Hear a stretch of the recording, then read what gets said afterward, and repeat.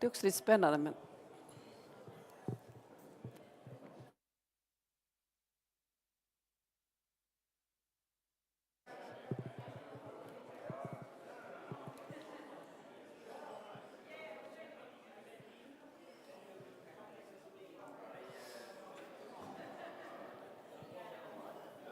Det där, ja, tusen tack. Du kommer att känna igen det, för att säga det sånn. Det är bara Pareto.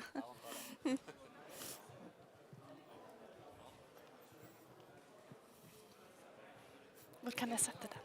Var kan jag sätta den? Nej, jag vill bara sätta ner den. Tack så mycket.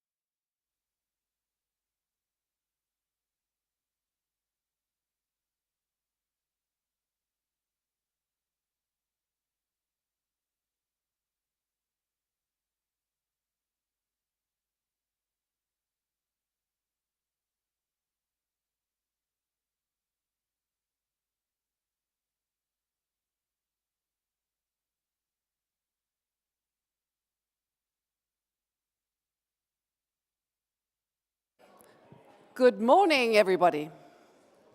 And a warm welcome to the Naventus and Partners Renewables Summit.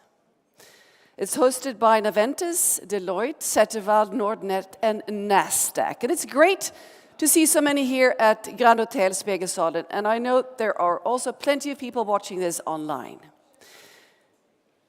So, this event is streamed. We have a streaming partner, We Don't Have Time, which is the largest climate action platform on the globe. And it is also a climate review platform. A media partner for this event is Börsvärlden. And my name is Katarina Rolfsdotter Jansson. Those of you that have attended this event before probably recognize me. I am a program host, moderator, speaker, and I'm also chair of the independent think tank Global Utmaning that works with the Sustainable Development Goals based here in Stockholm. So let's start with some numbers. We will be able to listen to some cutting-edge, really interesting companies today in the field of renewable energy. And the numbers that I'm going to share with you now are pretty fresh. They come from IRENA, the International Renewable Energy Agency. It just came out. And it states that the global investment in energy transition technologies last year, including energy efficiency, which is also, of course, important in this aspect, reached $1.3 trillion US. And that means that the investments in this field, they're up. They're up 19% from the 2021 investment levels, and they are up 50% from the levels before the pandemic. However, this is not enough. According to the IRENA 1.5 scenario, 1.5 as in degrees, and we all know what we're talking about here, we need to have, this is less than 40% of the average investment needed each year from now until 2030 to reach the 1.5 degrees target. So we need to up this even more. And of course, this is why we're here, to look at the fantastic opportunities to invest in companies in this field. So, with that said, it's now my pleasure to introduce the first speaker from Kyoto Group, Camilla Nilsson, CEO. In Kyoto, before she steps on the stage, half of industrial energy consumption is used to make heat. Many of you probably already know this. And nearly all of this comes from fossil fuels. Kyoto Group, however, they're building a battery, thermal battery, to be part of facilitating this transition down to net zero and for us to be able to reach the 1.5 degrees. So with that said, Camilla Nilsson, please give her a warm hand. It's kind of narrow here, so I'll back up. Thank you, Katarina, and thank you, Naventus, for having me. It's a pleasure to be here. My name is Camilla. I'm the CEO of a Norwegian company with a Japanese name, but I'm Swedish. So it feels like a gift every time I get a chance to come back. I haven't lived here for 20 years, though, but I come from Värmland, so some of you might say that I'm not Swedish in the first place, but I feel at home to come back. Let me give you this visual before we go into the presentation. This is our battery. This is a battery that is storing energy in the form of heat. This thing, as our CTO would call it, is storing 56 megawatt hours of heat. This can easily be scaled up and down, depending on how much you need to store, from 16 to 96 megawatt hours. We'll talk more about that, but I wanted to show you this visual. This is what we're going to talk about. And why? So a step back. It's well known and accepted, I'm sure, to everyone in this group that storage is an equally important part as the solar and the wind and the sources in the energy transition. Without the storage, we will not be able to do this. For the industry, the solar and the wind is useless, to use a provocative word, if you cannot deliver stable supply of energy. So storage, an equally important part. And as we heard, half of the energy demand in the world is heat. almost entirely produced by fossil fuels, contributing to 40% of the CO2 emission. But this we almost never hear about. And even more astonishing is that it is technologies available to address this today. So this is really a low-hanging fruit with a significant possibility to have a very meaningful impact on the energy transition. And that is why we are focusing on the heat of this. We call this presentation on the doorstep of market breakthrough with a proven technology. There is 2 messages in there, and let me start with the proven technology. The concentrated solar power industry have stored energy in molten salt for decades. We see such a plant. This is one of the plants in Spain. We see a tower in the middle and the mirrors around reflecting the sunlight on the tower, and in that tower is molten salt that is being heated up. So storing energy in the form of heat in molten salt has been done for decades. What we are doing is that we are carving out the battery part of that. The CSP industry is using the steam from that circulation to feed the turbine and produce power. What we have done is that we have carved out the molten salt part, so the heater, the tanks with molten salt, and a steam generator. And we stay heat, so our value proposition is heat. But it is a proven technology which we apply to new industries in an innovative way. So this is the heat cube as we saw it. This is our second generation of the heat cube. We have now spent a year being in dialogue with the industry to understand how they need to store the energy. And we learned that the industry needs a bigger heat cube than we initially thought about, and it needs to be modular and flexible. So it's 3 pieces that is the modular component, and that is the heater. How quickly do you need to fill this battery? Do you have a few hours for example, on the grid, available with cheap electricity. For example, such in Denmark, where you have lots of electricity on the grid from the offshore wind during the night. Then there are many hours where we even get paid to charge our heat cube because we take the power down from the grids. And then we deliver it to the industry when they need it. If you have a few hours every now and then you will want to have a more powerful heater so that you can fill this heat cube quickly. But if you are in Spain and the task is to fill this battery during the day when you have the PV, maybe you have 10 hours and then you're going to deliver that energy during the night to the industry. You can save cost and have a less powerful heater. So you're scaling this heater from 10, 20 to 30 megawatts. You dimension the storage depending on how much you need to load shift. And then the discharge capacity is, in this case, 5 megawatts. And we are operating currently in the temperature range of 170 to 415 degrees. To do this, we have established a tech team with the world-class molten salt expertise in Spain, which is where you find the engineers who have done this for decades.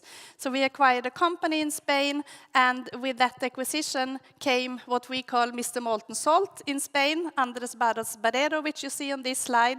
And we also have a strong collaboration agreement with KTH and with Rafael, who we will also hear more from today, to support us on the tech side in the rollout of this technology. We have also recently signed a letter of intent to engage in technology collaboration with Alfa Laval to look into components of this, for example, to capture waste heat from industry and how to circulate and transfer the heat the most efficient from the heater to the steam generator or the discharge of air. We are as we speak, finalizing the first full-scale heat cube at Nordjyllandsværket in Aalborg in Denmark, which is a coal-fired combined heat and power plant who has committed to phasing out the coal by 2028. They are installing various technologies to test new technologies to support in this transition. And the heat cube is the first technology in their R&D park. And we are finalizing the commissioning as we speak. We are 70% through the cold commissioning, and we are expecting to hand this over to Nordjyllandsværket in the second quarter this year. What is the market potential? As we heard, almost all heat today is produced by fossil fuels. And it's a lot. So if you look on the global demand from the industry today is 26,000 terawatt hours of energy needed, which today is produced by fossil fuels. So this is a significant market. As we heard, we are operating in the range of up to around 415 degrees. So when looking at the space that we are able to address, and which is where the most technologies are available to address today, the demand is still 11,200 terawatt hours. So only that is a €1 trillion market. So this is a significant market with technologies available to solve a very important part of the problem that we almost never hear about. It's changing. We will see in the electricity market design in Brussels, the new proposal will come out on Thursday, and we will see storage, and we will see thermal energy storage in that. And if you follow the energy transition debate on LinkedIn, you will see that there are more and more reports that are pointing to the heat being a significant part of the problem and the solution. Almost any industry is using heat. Anything we wear, we eat, we sit on, there has been heat involved in producing that, but it's invisible to us. There are 6 industries which stands out to us, with a significant heat demand, and that is the pulp and paper industry, chemical and petrochemical industry, some minerals, metals, food, and iron and steel industry. So that's our target area to start with. We also mapped out what's the ideal, what's the beachhead strategy? Where do we start to roll out this technology? And of course, then we started with the demand. Where is it demand, high demand for the heat that we can deliver? But then we also looked into, okay, where is it a lot of solar and wind in the system? So we have the problem with the instability on the supply side that needs to be stabilized. So we added that layer to the strategy. And the third layer we added, okay, where have the governments understood this? So where is its support from the government to phase in new technology? And if you put those 3 layers on top of each other, there's a handful of countries that stand out. Spain being one of them, where you have a lot of PV installed, and which also comes handy for us, as that is also where we have established our tech team, and they are also used to storing heat in molten salt. So they are not expecting a proof of concept. We need to see it before we do anything. They are used to this. UK, lot of offshore wind, lot of instability on the grid.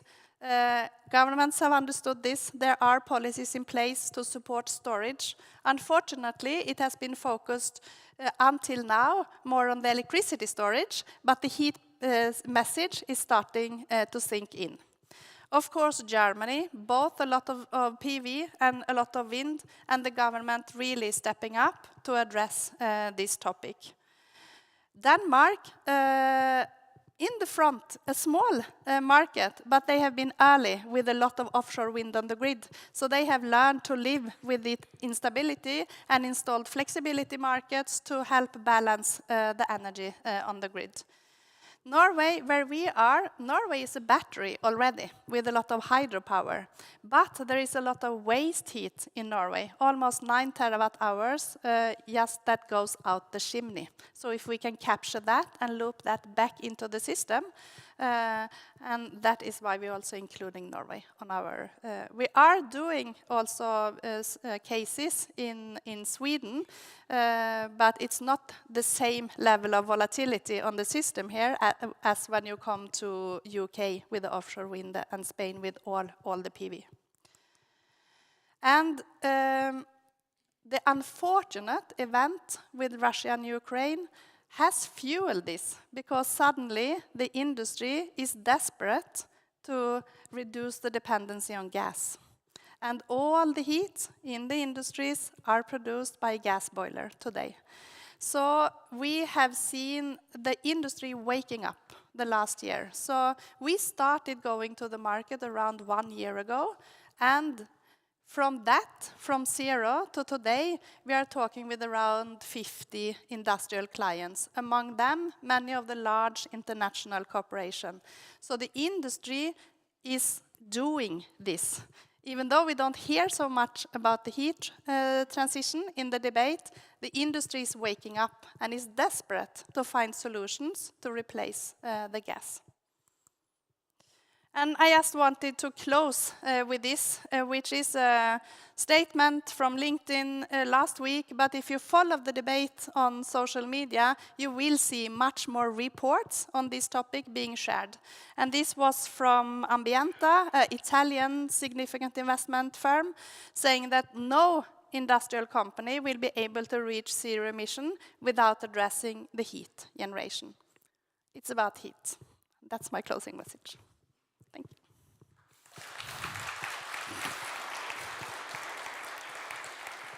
Let's do some rearranging of the furniture here just for now so we both can fit here. So great, Camilla. I'm curious, you mentioned a report or a statement coming out from the EU next week. Could you elaborate a bit more about that, please? Yeah, it's a lot of intensity in Brussels to redesign the electricity market in Europe. It's not working. It has been electricity only that has been the cash and the value stream. And it's very strong messages from Brussels that that era is over. And now we need to look into mechanisms, how we are going to support this transition, where storage is going to be one important part. Today, we don't get paid for installing storage. We get paid to sell energy to the industry, but we can make a business case out of it today, because we can charge it with the cheap hour, and then we can sell it to the industry. So we are able to do a business case with load shifting, but it's still the energy that is being paid. What we will see is there going to be a lot more mechanisms to support really the energy transition. So Camilla, who else is, I mean, we'll be frank, who are your main competitors in this field? Yeah, so we are in a consortium that is called the Long Duration Energy Storage Consortium, because this is technologies that can do the load shifting from day to night or night to day, which is more than 10 hours. And there are many players coming into this field, and I view us as partners because we need to build this segment. When we are in the tender process, we are competitors because then each of us wants to win. When that tender process is over, we are partners again. But we have Energy Nest, we have Aselio in Sweden, we have Soltex in Sweden, we have Brandmiller, Israel company listed in US. But I would say that we are targeting various segments in the industry. So it's almost more partners than competitors for a long time, I believe. And we need to be many, right? Exactly. No one company will be able to take this demand. I have one final question. We know that in many countries of Europe, the district heat is still fueled by, well, they don't have district heat in many countries, basically, but the heating problem of cities is major. Are there any opportunities in looking at heating cities, not companies? Yeah, so the first heat cube we are doing is for district heating in Aalborg. It is a little bit of a Ferrari for district heating because you need lower temperatures. But if you go larger scale than our sorry, then you can make a business case out of that, but you are providing a very sophisticated technology to district heating that needs lower temperature. District heating today is storing energy in water, but to do that you need a lot of space. So of course if you increase the energy density by going molten salt, you reduce the footprint, but then you need also to increase the volume to make a decent business case out of it. But that's absolutely a possibility. Well, thank you very much, Camilla, and best of luck. Thank you so much. Thank you.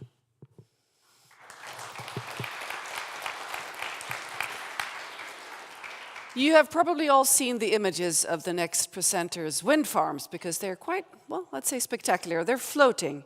They're floating wind farms and floating multi-turbine wind power platforms that we'll be hearing more about now from Hexicon, where we have Markus Thor, the CEO, waiting here. Give him a warm hand. Thank you.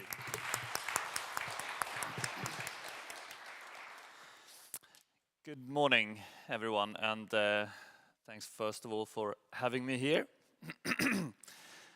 So my name is Markus Thor, I'm the CEO of Hexicon, and today I'll give an insight into, well, first of all, what floating offshore wind is, where that industry is, and what we do at Hexicon to take part in a really swiftly accelerating industry that is just now on the verge of commercialization. So I'll briefly go through what floating offshore wind is, Hexicon in brief, and then our two legs of our business model, which is product development and technology. So first of all, to make the case for floating offshore wind, and perhaps, before that even starting with saying what floating offshore wind is. And it might be intuitive, but it's really hard to visualize, I think, if you haven't seen it. So it's literally placing the tower and the wind turbine, traditional wind turbines, on a floating foundation. So it floats, it's moored to the seabed with mooring lines and anchors just like a sailboat, but they're obviously somewhat larger and multiple of them. And why is this even something we're doing? Why not place them on land or on the shallow waters down on the seabed? Well, the simple reason is that the demand is greater than the available suitable areas, that's both onshore and shallow water. From a global perspective, over 80% of waters in territorial areas suitable for offshore wind are deep. There is a big area in the southern North Sea with a lot of shallow water. That's where offshore wind has mainly been built out. That luxury of large shallow water areas are not available on a global scale. So there is a big demand to meet renewable requirements and targets around the world. This industry right now is on the verge of commercialization. It's been tested for some 13, 14 years in various types. The first full-scale turbine on a floating foundation was installed in 2009. Since then, there's been around 20 installed. That is, however, to be compared with bottom-fixed offshore wind, traditionally placed mounted down on the seabed, where there are over 10,000 turbines installed. So there's a really big difference in maturity here, but there's many gigawatt projects planned that will be built and installed during the second half of this decade. So it's coming quickly. A few of the key reasons. One is availability of sea. So this resource is virtually unlimited when you go out to deep waters. The flexibility is a lot greater, so you can easier avoid conflicts with other stakeholders. You can get out of sight. You don't need to see turbines offshore from the coastline. And wind speeds are not only higher in average, but they're also more stable. All in all, achieving higher capacity factors when you go further off the coast. And I wanted to give a feel for what's going on in the world right now. A few notable events starting over in the US, where since Biden took office, there's been a ramp up in offshore wind ambitions. And in fact, just before Christmas, they held their first ever deep water auction. So central government, BOEM, the Bureau of Ocean Energy Management in the US, dictated a few areas, in this case 5 areas on the west coast, offshore California and Oregon. Here it's suitable for floating offshore wind. It's really deep waters, upwards to 1,000 meters. Come in, all developers from around the world, place your bids, how much is the seabed worth? And it's an auction process, and that ended with 5 developers, mainly from Europe, that achieved seabed rights in the US. So they have specific targets for floating offshore wind, not only offshore wind. Over here in Europe is where it's predominantly led, not only offshore wind, but also floating offshore wind, where we've had multiple auction rounds in various countries, such as the UK. New markets down in the Mediterranean, there's several of them opening up. Greece is one of them, Portugal is one of them, Spain is now also considering and looking at mapping out seabed. All these areas are deep waters. And we're also seeing a few new markets. Norway, probably end of this year, will have auctions that include deep water areas, as well as Ireland.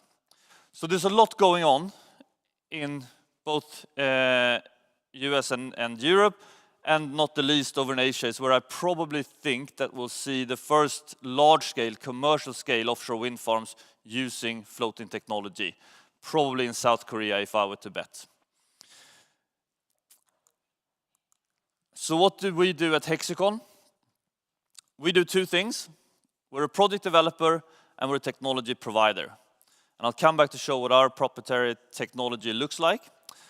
In project developments, it's a fairly typical project development business model where we engage from the outset, find the right markets, the right area within the market, package that, design and develop that area for it to be ultimately investable.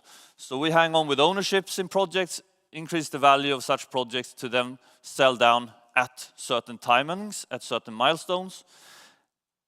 On the technology side, it's linked to using our IP, our patented technology, which I'll show in just a slide. And that's a license fee model. So for every unit that is used of our technology, we get a license fee of a few % of whatever that build cost is. And this, doing both in the same company is fairly unique in this space. So there's a lot of project developers out there, very big ones, and they are pretty much all technology agnostic. So they don't want to pick a technology, they don't want to have a technology themselves, they want to remain technology neutral for as long as possible in project developments and prefer to stay out of the ownership of technology. Then you've got a lot of technology providers. There's probably 70 plus different alternatives with patent pendings or IP in place of how to place turbines on floating foundations. Where we are disruptive is that we're placing 2 turbines on the same foundation, and I'll come back to why. So there's plenty of competition, but doing both in the same company, there's not that many that do. And we see the synergies across these two. Not only the obvious that project developments entails opportunities to use the technology, but vice versa as well. So we're using the fact of having IP to open markets and partnerships. And in fact, we wouldn't be in a lot of the markets we're in if we couldn't come also with the IP that we are sharing with local partners for selected markets. So we're using them between each other, and they really enforce each other commercially. Where is Hexicon right now? Well, we've spent a few years mainly investing in mostly the project portfolio to get it to a size where it is today, where it's wide enough and diversified enough in markets and in maturity grades to now also look at start divesting certain portions of it. So as of this year, we will now start to see divestment take shape, and as such recycle capital to come back into the business and further grow the portfolio. So as shown here on the bottom of this figure, we've split our journey in 3 stages. The first one to mainly invest, to grow. A second where we're not stopping investing, but we're also recycling capital through divestments of projects. And then the last and final stage, where we do all them still, but we also have a proven technology, so we can have that used and also gain license fees. So the product development part is a revenue that is shorter term, that can create a profitable company, but the truly scalable part of the journey is when the technology is also verified. And in project developments, this is really what it's about. I'm not going to spend too long here. As time goes on and as you've invested and put work in place to achieve milestones, you increase the value of projects, and it's during the development phase, so between starting and before starting construction, That's where Hexicon operates. So we've focused on the earlier parts of the whole life cycle of a project. This is where our core skill set is, and this is where it's not so capital intense. It's a really capital intense industry, but it goes from being, tens up to $100 million during development phase to billions of dollars during construction. So that's a game where Hexicon during construction is not able to take part of. And the value increase, I should say as well, is mainly linked to permitting, which is very much a local discipline. So the partnerships around the world is key in our growth. Those permits are typically linked to seabed rights, and then permits to environmental impact assessments, and then you have grid connections, so the agreement to actually be able to export electricity into the grid, and a few others. And looking at Hexicon's position in this, well, we are one of the few with over a decade of experience of floating wind, in fact. So we're one of the pioneers and early movers in this space. And we do have across the relevant regions, I should say, for floating offshore wind. We've got a presence over in the US, a handful of people, very senior, to take place in that very long-term market. We've got over here in Europe over 13 projects underway in various stages. And we've got a team of 15 in our local JV in South Korea, preparing what could potentially be the first really large-scale project together with Shell. So onto the technology, and I'll let this movie run for you while I speak. So our technology and how it differentiates with a lot of the competition is that it's got 2 turbines on the same foundation. It's a triangular-shaped steel structure that floats on its own. It's about 15 meters draft beneath the surface. It's about 15 meters above. And the width and other dimensions are very much dependent on how big the turbines are. So it's fully agnostic to turbines. And beneath this front corner, the corner that doesn't host the turbine, is where the mooring system is attached from beneath, and it's attached to a single point. And that attachment point is through what's called a turret. And that's basically just a big bearing, like one from SKF, but a lot bigger. And it allows this unit to freely rotate with the wind direction. And this is the key of our IP. Because if you didn't allow this unit to rotate, these 2 turbines would be too close to each other. One would be downwind of the other in so-called turbulent air, which would cause damages to that downwind turbine. So this is the key of the IP. And why do we do it? And not only because we can, and we've managed to get patents for it, but there's obviously a reason for it. The 2 main design drivers are, one, perhaps the obvious, cost of energy. We're reducing costs by in simple words, 2-for-1 thinking. There's one mooring system, one cable, there's one installation process, etc., for 2 turbines. The other, equally important, is minimizing the impact on surrounding activities. So how do we maximize our coexistence with other marine users? And there's a lot of marine users out there. If you look at, out from the coastline at sea, it looks endless. But when you start layering different interest groups on top of each other, commercial shipping, military, fishing, nature preserved areas, etc., the oceans aren't endless anymore. You want to make sure that you capture as much energy as possible once you've nailed down an area that is suitable and that is not in conflict, and not the least visual impacts. So with 2 turbines on the same foundation, we're able to install up to 40% more turbines in a given sea area compared to single turbine versions. And this is a key here. It's not on top of people's priorities, offshore wind developers today, but it will grow in importance for every year that passes and more turbines are installed out at sea.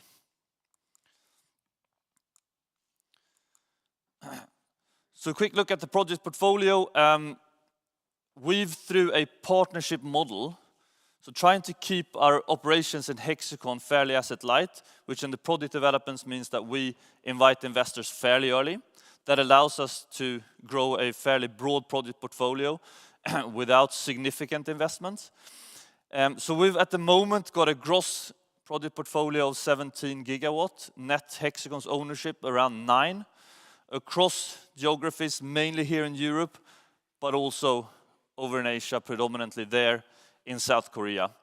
And recently, there's been a lot of swift progress in Italy.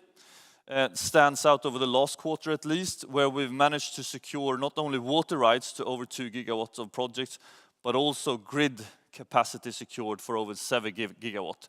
So this is a market that is really coming quickly, and it's a market that's got clear ambitions. It's got only deep waters. There's no real alternative in Italy.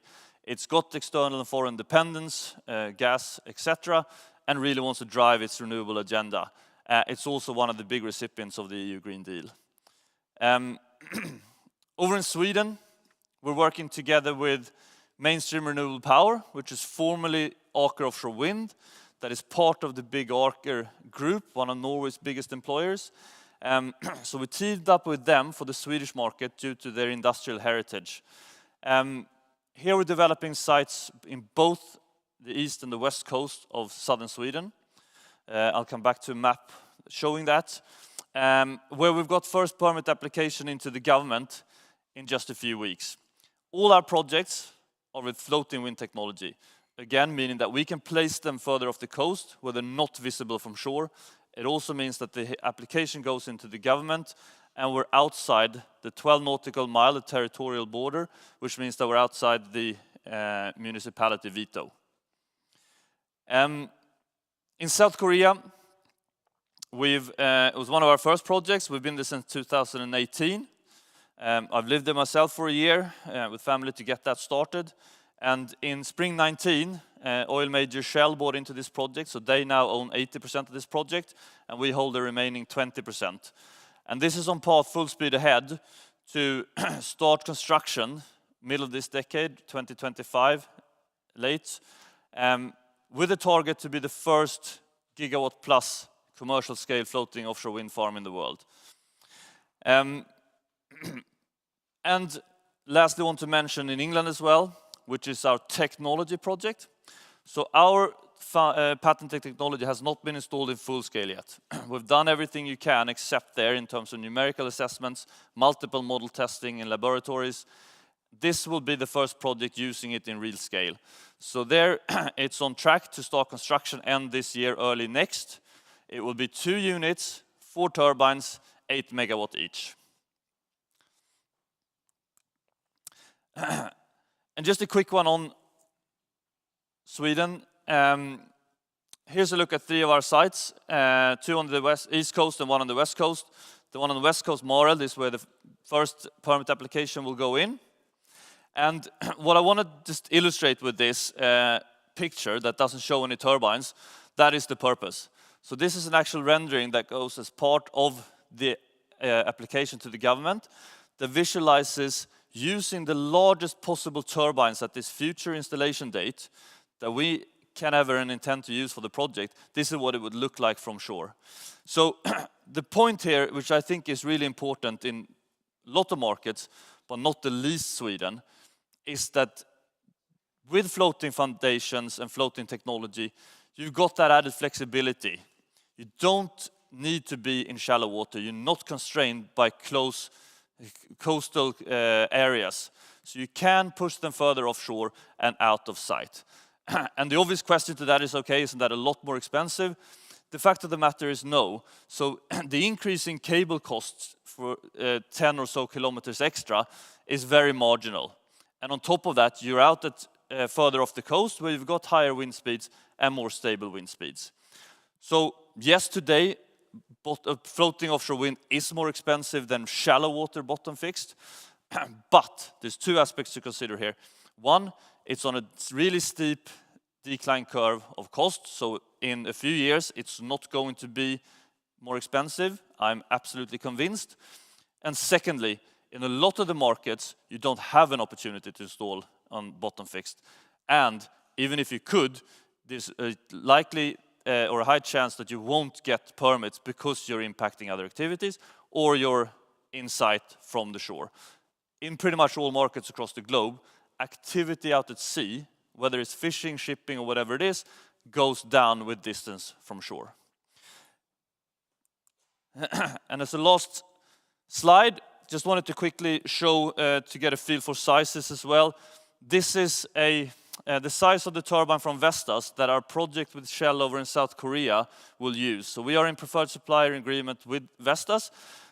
This is their 15 megawatt turbine, V236. So the 236 is the diameter of the rotor area. So these are blades that are 115 meters, so that's longer than a soccer field. And the tip height of the blade's tip at its highest point is 258 meters. So it gives you a perspective of the sizes of this, and turbines are growing like crazy, of course. All the more reasons to push them further off the coast. So this tip height is about 100 meters higher than Kaknästornet. So it's really massive things out there, but that's okay, and it's very much possible with building them near the coast, shipping them out in waters to large areas that are really far offshore. Sizes isn't that big of an issue because we're not disturbing. So I think with that, I'll stop. I'm not sure if this time is correct here. And just maybe wrap it up quickly, sorry, with just saying that where are we, Hexicon? Well, we're one of the few with over a decade of experience. And it's really about making sure that we're able to capitalize on this really, really accelerating industry that is now taking commercial shape. So with that, I'll stop, and thank you all for listening. Thank you very much indeed, Marcus. There is a sort of a, well, war raging, not the Ukrainian war, but the war between Europe and the United States when it comes to offering companies and looking at the energy transition. So from that perspective, what we're seeing now, how does this affect Hexicon in terms of giving out, lowering the entry points for companies to invest in different parts, United States, that area, or Europe? Well, I think in Europe, we've already established and made it work. I think, first of all, regardless of market, you will always, in our industry, need that local competence and local partner. Because a lot of what you need, both from an early value increase perspective of your business, but also ultimately getting the rights to install, it's a local discipline. It's permits, it's with local governments, etc. So you need that local competence regardless of where you are. On top of that, there is definitely an increased barrier to get into a country like the US. It's offshore activities. There's a lot of protectionism rules, both using vessels and other things, how you manufacture and where you manufacture. Energy is very much politically driven. A lot of countries are also enforcing directly or indirectly different local content regimes. So the US is, I would say the US and Japan are one of the two big holy grails. So really big long-term markets, but also where the barrier is a bit higher to get in. There has been shifts after the IRA. Sorry, There's been shifts in policies after the IRA. Absolutely, but it's still, there's a lot of parts in there that you still need to overcome. Not the least how you install this and where you're going to do it. Because if you take on what you should do, not the least from marine operations, installations offshore, that's not available in the US today from a supply chain perspective. So I don't think you have a chance to meet some of these early targets at least without either changing legislation slightly or increasing and expanding the supply chain and infrastructure, ports and vessels in the US. So Marcus, looking ahead, let's look at 2030. Percentage-wise, what is your estimate on your type of technology and the moored, not the moored, but the anchored wind power plants? Well, if you so not Hexicon's then, but if you said floating, floating, versus yes. fixed bottom, it's still going to be more fixed bottom for sure. And there, right now, as I said, over 10,000 turbines are installed. There are only 20 on floating foundations. But new installations, I would think that around 30 or just thereafter, new installations annually, floating will surpass fixed. And then you'll probably take another, 15 or so years before floating takes over. But if we truly want to achieve, just looking at Europe, targets for 2050, 300 gigawatt of offshore wind, not even half of that is possible to install on shallow water, so with fixed bottom technology. So it will come big, but things take time in this industry, unfortunately. Well, thank you very much for your presentation. Best of luck. Thank you.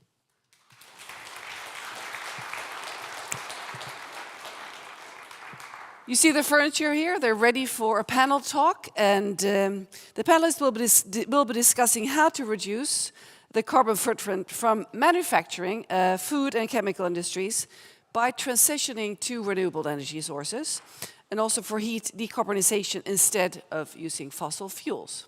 So please welcome Rafael Guedes, Head of Heat and Power Division as KTH Energy. We already saw you on one of the images here earlier this morning. And maybe you'd like to introduce the panelists yourselves, because you'll be heading the panelists. So go ahead. Yeah, I don't know if you can hear me well. Yes. Okay. So, well, I live there. Joachim Bistrom from Absolicon will be joining us. Thank you. Thank you, CEO. Thomas from Nasdaq, also partner in Naventus, will be joining us. Thank you. Then Camilla, you're back on stage again from the CEO of Kyoto. Oscar from Siemens Energy, leading the heat pumps marketing unit. And Osama Zalouk from Alfa Laval. Let's see. Let's see if you can see it. It works. Okay. So I think I will, well, Camilla, you stole my thunder at the beginning of the session, I think, because you started talking about heat before the panel even started. But I think one challenge we all face, and in the Department of Energy Technology in KTH, and we are working with it, and I'm happy to actually work with all of you one way indirectly. It's that, as Camilla mentioned earlier, as we transition towards adoption of renewable energies, adopting solar and wind and so on, we realized the need for storage. And that's fine. I think industries have acknowledged now that, okay, we need storage and electrification is a path, etc. But then comes another problem that we came to realize recently, like Camilla mentioned earlier, which is that electrification or power as a final need is not actually where we, or as a society, consume the most. So as a society, if we want to transition, power is one of our needs, but we also need energy for transportation or energy for heat. And in fact, heat is half of their consumption, like Camilla mentioned earlier. This depends where in the globe, of course, but particularly in Europe, this is true. So with that said, of course, then it's obvious that when looking into heat, a big chunk of the emissions come from the industries, because industries consume half of that heat demand. And at the same time, then that makes them responsible for the roughly then 25% or so of the of the emissions that we have. So this is a big opportunity or challenge, right? Because they come together. And all of you here are in the industry of tackling this challenge. And I think we'll take the opportunity in this panel to answer some of the questions or to create awareness for our community as to where are we and so on. Okay, so I'll get started building up on from Camilla also earlier. And what I said, yeah, so industries today primarily use fossil fuels, and some of them, though, okay, have adapted to using, well, biogas or electrified boilers, right? Direct electricity. Now, in the particular case of boilers, we've seen what happened last year with a rise in prices in electricity markets. And of course, that made it not even interesting also, right, or competitive. So, and these two are not the only technologies we can, industries can adopt, biogas or electrification with the typical electric boilers. So let's start with new technologies. So I'll start with you, Joachim, and I don't think it's, we know the sun as a major source of heat, but I don't think everyone is aware of some of the technologies that we can use to harvest that heat from the sun. So I'll start with you, Joachim, and explain what is a solar collector and what is Absolicon doing in that regards, and what's the niche that Absolicon can target. But first, I'm super happy. This is the first time ever someone talks about heat. We feel very alone about this, and we made those buttons, heat is half, to make people understand that electricity only 20%, and transport is 30%, and heat is half. So I think this is a good start to actually solving the CO2 emission challenge. What we do are concentrated solar energy, that we focus the light into a narrow line, and then we can produce 160-degree hot steam that we run industries like breweries or textile industries with. And compared to using PV to make electricity that has about 20% efficiency, we have 76% efficiency. So when we start talking about heat, we can make much more efficient systems. And I also think that electrification will be an important part, but we don't have the grid to transfer all this electricity to the industries, and we don't have the renewable electricity production. So I think in electricity will be one part of the transition of the heat that, as mentioned before today, just is made by burning fossil fuel. But solar thermal will also be one of the main solutions here. Thank you, Joachim. And you mentioned electrification, I also mentioned electrification, and I omitted one part, which is, okay, direct boiler heating is not the only path to electrification. So I look at you, Oscar, because particularly in Sweden, Sweden is a country known for heat pumps, but I don't think the global community, the general audience know what is a heat pump. So let's start there, and Siemens Energy is leading the path in heat pumps. What is your role or your take on heat pump technology in heat decarbonization, and which sectors are you primarily tackling? So I'm, as Joachim, I'm very happy that people discuss about heat, because that's a huge consumption of fossil fuel. So what a heat pump does is that it utilizes what we normally see as waste heat. It can be like sewage water or river water, or also, of course, some waste heat stream from the industry. And the heat pump transfer a low-worthy energy to a high-worthy energy by adding some kind of energy, normally electricity. So, for example, here in Stockholm, you have 20% of the energy supplying to the district heating net is coming from heat pumps, and the heat source is the water you see outside of this building. So the heat pump utilizes two parts of the energy that is coming from a low-worthy heat source, and it's adding one part of electricity, and it gives out 3 parts of high-worthy energy that can be used for heating up our households or heating to the industry as well. So that is very, very good, I would say. And what we as Siemens Energy is trying to do is like the same journey that my company did in the 80s when Sweden wanted to get rid of the oil dependency we had. Now Europe would like to get rid of the fossil fuel dependency they have. So Sweden have already done this journey, and now we're trying to show our companies or investors in Europe what we have done in Sweden and how they can build this large-scale industrial heat pump that can deliver from one heat pump between 20 to 80 megawatt thermal output. Excellent. So that's both industries and district heating. So as a sector, we're talking about already heat decarbonization, and we'll also hear about it before. And here comes, okay, Joachim talked about a technology that is basically sun-dependent, because we need the sun in order to produce heat with the solar collector, right? And we talk about heat pumps, which actually need electricity then to make this happen, right? Yep. And then comes the question, well, we might not need the heat when the sun is there or when the electricity is cheap, right? So I look at you, Camilla, you already mentioned this earlier, so it's kind of like an opportunity to repeat it again, but what is Kyoto's take on energy storage, or thermal energy storage, to that matter, in this picture? How does it couple to these two technologies we mentioned earlier? And why should we store energy in the form of heat and not just, let's say, power to batteries and then heat? So I would say that what we do is decouple the energy that is produced when the sun is there from when the industry needs it. So it's adding the flexibility to and we also call it load shifting. So we store fill our battery when there is electricity available, and we deliver when it's needed. So it's really about the flexibility and decoupling supply from demand. Yeah. Good. And I'll repeat the question on the battery side, because I think that's tricky. And most of the audience usually refers to storage, batteries. Yeah. And then they might look at us and say, well, store power in batteries and then produce with the electric boiler. So why not doing that? It's a fraction of the cost, so it becomes a cost question. I think roughly, maybe we are talking about 25% when you're storing the energy as heat compared to electricity. So it's a cost question, and it's also time. You will not be able to scale a lithium-ion battery to store that more than maybe 6-ish hours. But when you store it as heat, you can store it for days if needed. Okay, so we're talking also about complementarity here, right? Joachim, you're going to say. Yes, I think this high temperature storage is important, but it's also important to store like 90-degree hot water that you can use in district heating, and you can use it also as the fuel for heat pumps. And there, the storages are really cheap. The ones they have built in Denmark as pit storages, they are 800 times cheaper than batteries. So I think when politicians really understand that you can store energy 800 times cheaper than batteries, then this potential in the heat sector will flourish. Fully agree. I hope our audience will do also, right?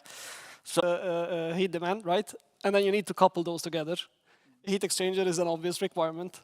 And in order to have that seamlessly integrated into the process, you need to have a heat exchanger that is compact so that you reduce the retrofittings that you need in your industrial facility. You need to have it as well designed, as reliable as possible to avoid any disruptions in your operations. And finally, and most importantly, that it has to be as efficient as possible. And efficiency here is both thermal efficiency and also the hydraulic performance. And that's essential not just for the process itself, but also within the solutions that we're talking about. Every bit of efficiency that you can increase in a heat exchanger, or like you can recover in a heat exchanger, this is an additional system overall efficiency that is quite important for the business case of the solution itself. So you would say we have also the technology to integrate these technologies? Absolutely. Okay. But the challenge here is a mental challenge. I was meeting with Alfa Laval distributors in the MENA region on an internal event, and Alfa Laval discussed about the efficiency of the heat exchangers, and then it was the coffee break, and everyone was talking about batteries and electric cars and PV, even though the whole day was about renewable heat. And if you ask a politician, how do you heat this building? They would say electricity. They don't know that it's district heating coming from burning waste at Värtaverken. So, Or heat pumps. Or heat pumps, pump. yes. So we really need to get people to understand that the world is run on heat and steam, and then there's a small part of electricity for charging their phone and having some lights. All is needed also, yeah. But then I look at Thomas. So Thomas is leading ESG at Nasdaq, correct? And when talking about challenges, clearly industries can look at us and hear all these nice things about adopting these technologies. What are the real drivers from the corporate perspective to adopt these technologies, and why aren't they doing it so fast then? Well, first of all, I think it is quite optimistic. It is quite positive because you see the amount of resources going into this area, the whole sustainability, etc., in the financial system now is enormous. During the last years, it's been such a shift. So I think that's very positive. I think the drivers for the corporates are very much all the commitments that are done, the net zero commitments, etc., that they have to start to deliver on. So that's a very strong driver. We also see an extremely strong driver from the asset managers and the asset owner side that start to push. You have examples like the BlackRock, the Net Zero Alliance for the investors, etc. And that, of course, that will make a great push. I had a discussion last month with 2 or 3 banks, like US global banks, and they actually start to, they will need their big customers to start to decarbonize. Otherwise, they are not allowed to do business with them anymore. They can even start to subsidize some measures they take in order to get them onto this. So I think that is very positive. On the flip side, the challenges, I think a lot of fragmentation, rules are very cumbersome. It's a lot of fragmentation globally, etc. That is a large challenge. And then, of course, now we have increased cost of capital will be a challenge as well, even though the increased energy prices should be a good price signal to actually do more efficient energy management. Thanks, Thomas. And I'll build up on your last comment there on the increased cost of capital. We haven't talked actually about what it means. You know, there are a lot of risk when an industry adopts these technologies, right? Technology-wise and so on. And there are also financial risks behind. So I look at maybe the technologies primarily, right? Like, what are the business models to make this happen faster? Is capital owning equipment the only way to go forward? Or can we reduce the risk on the industries? Camilla, Joachim. So we have two clear, distinct business model, and we call it heat as a product and heat as a service. And heat as a product, we sell the battery, and that's typically the large companies who wants to control the energy asset. They want to have the asset on their side, and they control it. Then we sell the battery, and we provide service to the battery. But then you have the small and mid-sized family company, pulp and paper, corrugated cardboard plants. They have just bought their gas and produced their heat.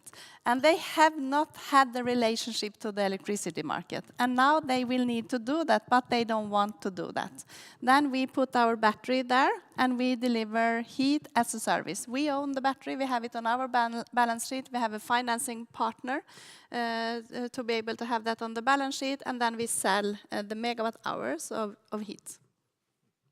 Perfect. Do you agree, Joachim? Similar business model? We do similar concepts. We call it heat as a service or heat power purchase agreements, heat purchase agreements. And for us, this has been a big door opener to the multinationals. Because if you come with the technology and you try to explain the solar collector and everything, they get confused. But if you say, we can give you heat at a lower price than what you pay today, then suddenly they get very interested. Because this is also about the cost of energy. Even if they have their commitments and they can have those nice speeches about CO2 reduction, when they take us aside after the speech, they say, oh, but you still need to be cheaper than the gas. Yeah. And when you can give them a heat as a purchase agreement, which shows that they will have the heat from the sun cheaper than gas, then they're interested. Still, there's a lot of, even, you could imagine that if they get that offer, energy from the sun cheaper than gas, they would just sign it. No, it's still a long way to go for the multinationals before they do it. Thank you. So we're running out of time, but I don't want to finish the panel without maybe leaving you the opportunity to say one last message as to create awareness to our, from my understanding, the ones who have to have this awareness. So, I don't know, institutional partners, right, policymakers. So what is needed then to accelerate this? And very briefly, each one of you before we finalize the panel. I would say for the industries as well, like first of all, the first thing is waste heat recovery, optimize your process as much as you can, and then incentivizing energy efficiency when it comes to policymakers. Okay, Camilla. Policymakers need to see the heat picture and team up with the business to roll this out. Joachim. More panels like this one. More panels like this.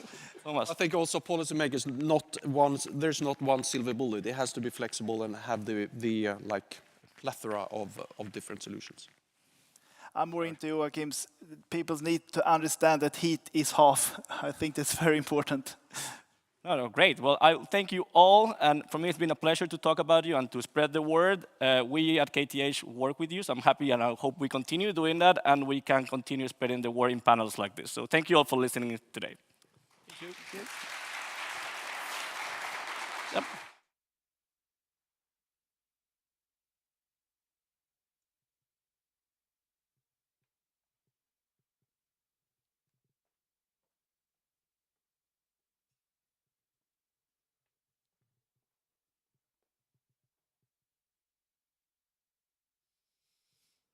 Well, that was great.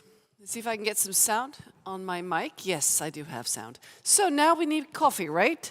And take the opportunity to mingle and, of course, ask questions to the panelists if you have further questions, or to the presenters that presented already. They will be, some of them will still be in the venue. So take the opportunity to do that, please. And we'll meet back here at 25 after 10. Coffee is served upstairs.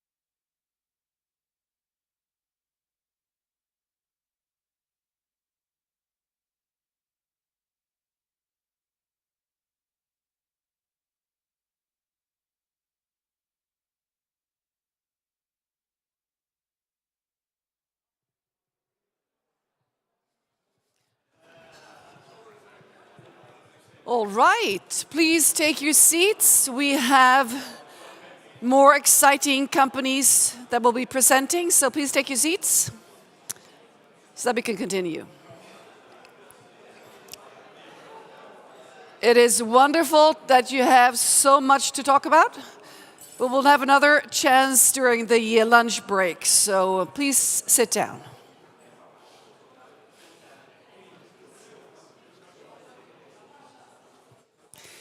We will continue to talk a bit about heat.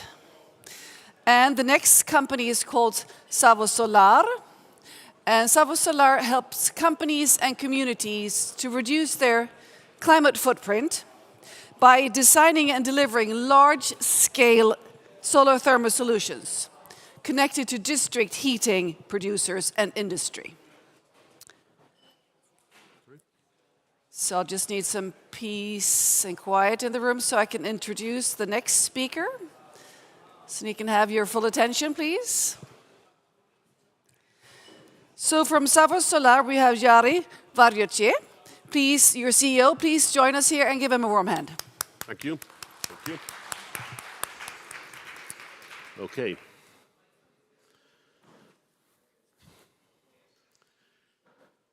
So good morning, ladies and gentlemen. Thank you for the opportunity to be here today presenting in this Naventus Renewables Summit of Savo Solar, I would say new Savo Solar. You can see already signs of that in the first slide, new company names inside the corporation. I have 4 points, main topics in my presentation, so overview, explanation of 2 different businesses, and then why we are talking us like as we are the green transition company. So Savo Solar is a Finnish company listed in the Nasdaq First North Growth Market in Stockholm and Helsinki, as you most probably know. We have over 17,000 shareholders, a bit more in Finland, I would say, at this moment. And then largest owner from the beginning of December last year is Meriaura Invest with about 67% ownership. And as we have now, from December, we have 2 business units, renewable energy, the old previous Savo Solar, and then marine logistics company called Meriaura, which is a subsidiary of Savo Solar. And our goal is to accelerate the green transition of our customers. Okay, so 2 business units, renewable energy, marine logistics. In renewable energy, we are traditionally, so we have been doing that already 7-8 years, have been designing and delivering turnkey, large-scale solar thermal systems for district heating and industrial customers. And that's the other business. Nowadays, we also talk about clean heat more than only solar thermal, so we are able to combine different heat sources into that. And then marine logistics, Meriaura as our subsidiary. Meriaura is a forerunner in sustainable shipping in Baltic and North Sea areas already over 30 years.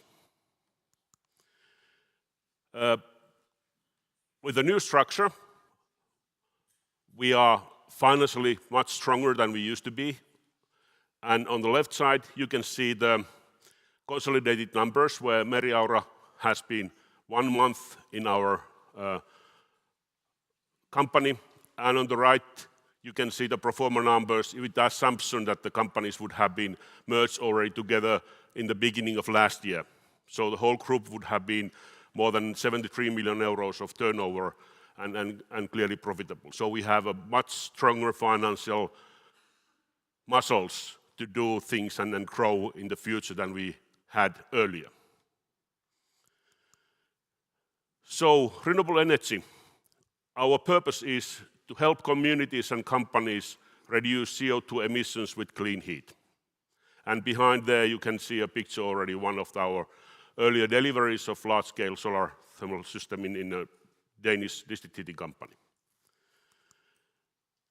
And I'm extremely happy that I have the opportunity of possibility to be the first presenter after the brilliant panel discussion. So I don't have to point out how important heat is. So we are doing large-scale, industrial-scale turnkey solar thermal systems, and our systems are making below 100 degrees temperature, and also integrating other heat sources. We are the leading supplier of such systems in the market at this point. We have delivered more than 120,000 square meters, main market in Europe, but we also have now deliveries in China, in Mexico, and some activities other parts of the world also. This is one example of our delivered system. So this is in France. This is the largest solar thermal system in France, producing heat for board malt drying factory. So it's drying malt. So the board malt wanted to have green beer, not in the color, but produced by green heat. And you can see already from here that the elimination of CO2 emissions are significant, even though it's producing only around 35% of the needed heat for the plant. And also the savings compared to the gas are big, and this calculation is actually made before the energy crisis. So it's still, and this has inspired also other companies to make similar type of systems in Europe for this specific industrial segment, malt drying. And then marine logistics. Meriaura has been for over 30 years already in front line of sustainable shipping in Baltic and North Sea areas, and having the advantage of having the long experience to operate in the northern sea conditions, and also having the vessels fleet equipped to operate in these areas. So last year the turnover was 69 million euros, so it's significantly bigger than our renewable energy business, at least for now. And it has 14 ships operating, of which they own, or we own 5. Meriaura has 2 business segments. One is bulk, so basically dry bulk, meaning biomass, wooden ships for district heating companies, or then bulk for food chain, fertilizers, grains, and then project business, which means demanding heavy cargoes and special transport, for example, wind turbine blades or frames, or then crane parts and everything.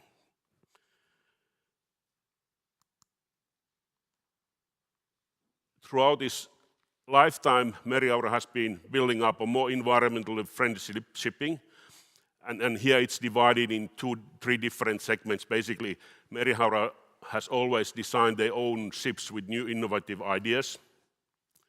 And now last autumn, they also announced a plan to build a new green ammonium ship, so a ship that is operated with green ammonium, and that's made together with Wärtsilä and Green North H2 Energy. And that will be continue also to build up new ships that are even low carbon ships than earlier. Meriaura has also been looking for new solutions to cut out transport emissions in their own operations, which can be seen in the daily operations. And Meriaura also has been pioneering using biofuels at sea. They have done their first tests in biofuels already in 1990s, and it's one part of the striving for the more low carbon sea transportation.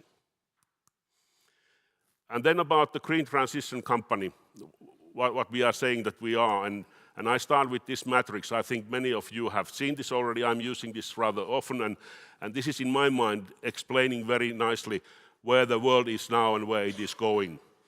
So basically you have in the bottom, you have energy demand, so either electricity or heat or transportation energy, cooling, and they are our customers. And we are also there. We need the energy for our operations. And more, everybody there, they are looking for low carbon energy sources. So And then you see in the up there is the energy sources, more and more solar, wind, heat pumps, waste heat, bioenergy, even though burning is not necessarily the best way, but it's anyhow cleaner than fossil fuels. And then in the left, you have the distribution, so how you get the energy where it's needed, so the networks. You have electricity, heating, cooling, hydrogen systems. And every player is looking their own position in this matrix. So basically, every city, every house, every country are looking what we are using. So it will not be anymore like one big burning factory that is producing all the electricity and heat for one city. So you have to find a hybrid system where you have multiple different energy sources. And then you do the optimization for yourself. We are both in the heat networks, and of course we are in the transportation now. And we are looking how we can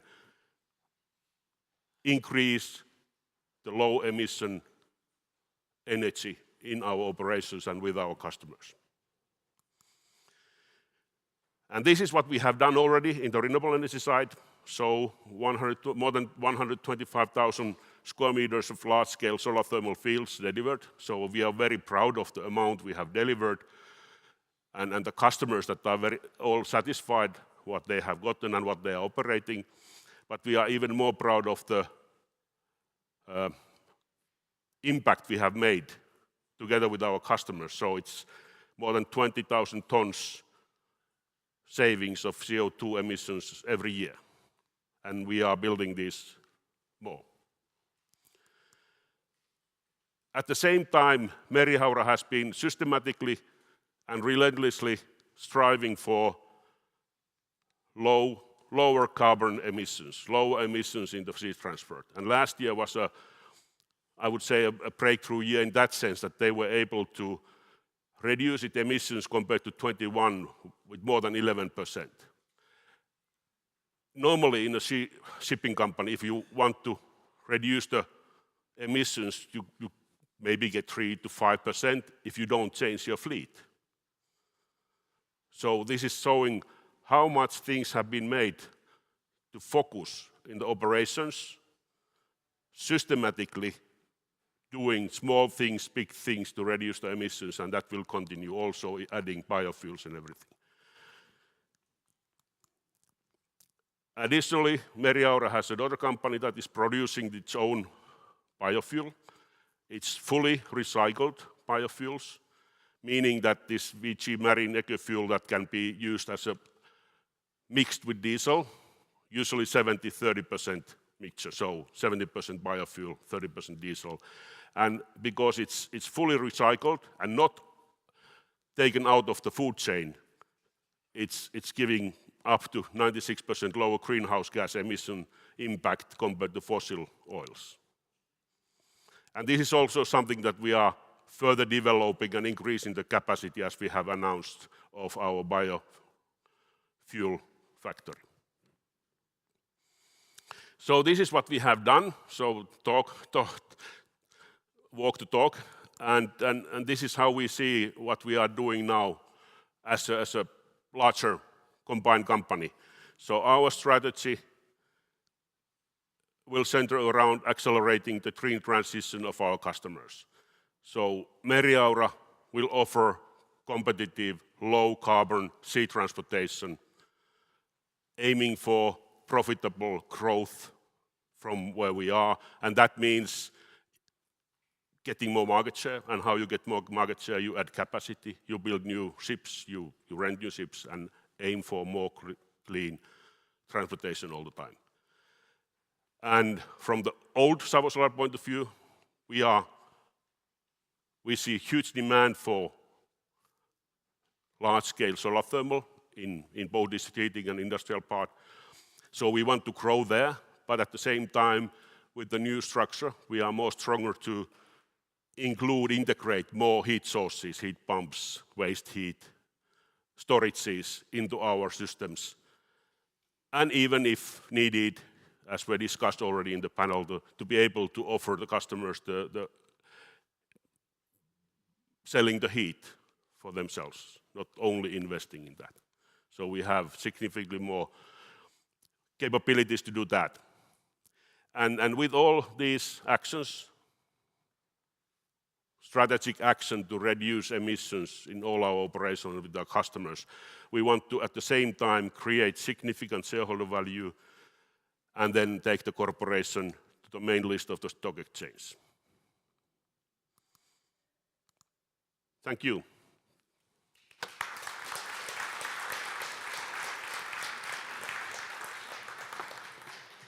Well, thank you very much indeed, Jari. Let's start with the district heating aspects here. It's estimated that by 2050, roughly 50% of the district heating in Europe could be, well, the heating in Europe could be district heating in terms of cities and also companies. Correct. So what is the market possibilities here from your perspective? Main competitors, et cetera, et cetera. It's a huge market. It is huge market. So, whatever we calculate, we have been calculating that even with the next 5 to 7 years, it can be 500 millions to 1 billion euros per year. But it depends on the decisions that how the decisions are made, because the thing is that last year has taught us how volatile the energy market can be. District heating companies have been suffering quite a lot in Central Europe for obvious reason, for gas.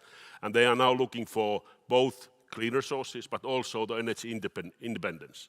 But still the struggling and the high cost of energy and the availability of energy has postponed the decisions. So it's something that how we can speed up the decisions, it's needed for the companies themselves, for us suppliers, but also for the governments to push this forward. Mm-hmm. And shifting focus to the marine, the transportation, this is of course a huge emitter, the shipping. Yes. It's you might have the numbers, but it's in terms of percentage of global emissions, it is plenty. I don't have the last digit. Maybe you do. I don't have, but that's actually still. It's good to remember that whenever you think about transportation by sea, it's more ecological and economical than any other. So. There are a lot of ships. So it's, exactly, yes. And there's a lot to do on that side. Exactly. Yes. So on that note, lots to do in terms of looking into the future, 5 years from now. Where is your transportation scheme in terms of what can you achieve in putting a dent into this market? So we are just, defining our strategic targets also for the growth, but also for the impact on the environment and everything. But we can see already now from the savings that Meriaura did last year for the emission cutting what was significant, and we aim to go forward. And at the same time, Meriaura was making last year one of its best financial years. So it's showing that you can do the cutting the emissions at the same time make a profitable business. And on the future, I believe it will be more and more like that, because the customers are asking for, can we have a clean transportation? Because they want to have the green tag on their products. Of course. That's a sweet spot we want to be, making money and making a cleaner future. Exactly. Yes. Well, thank you very much, Jari. Thank you.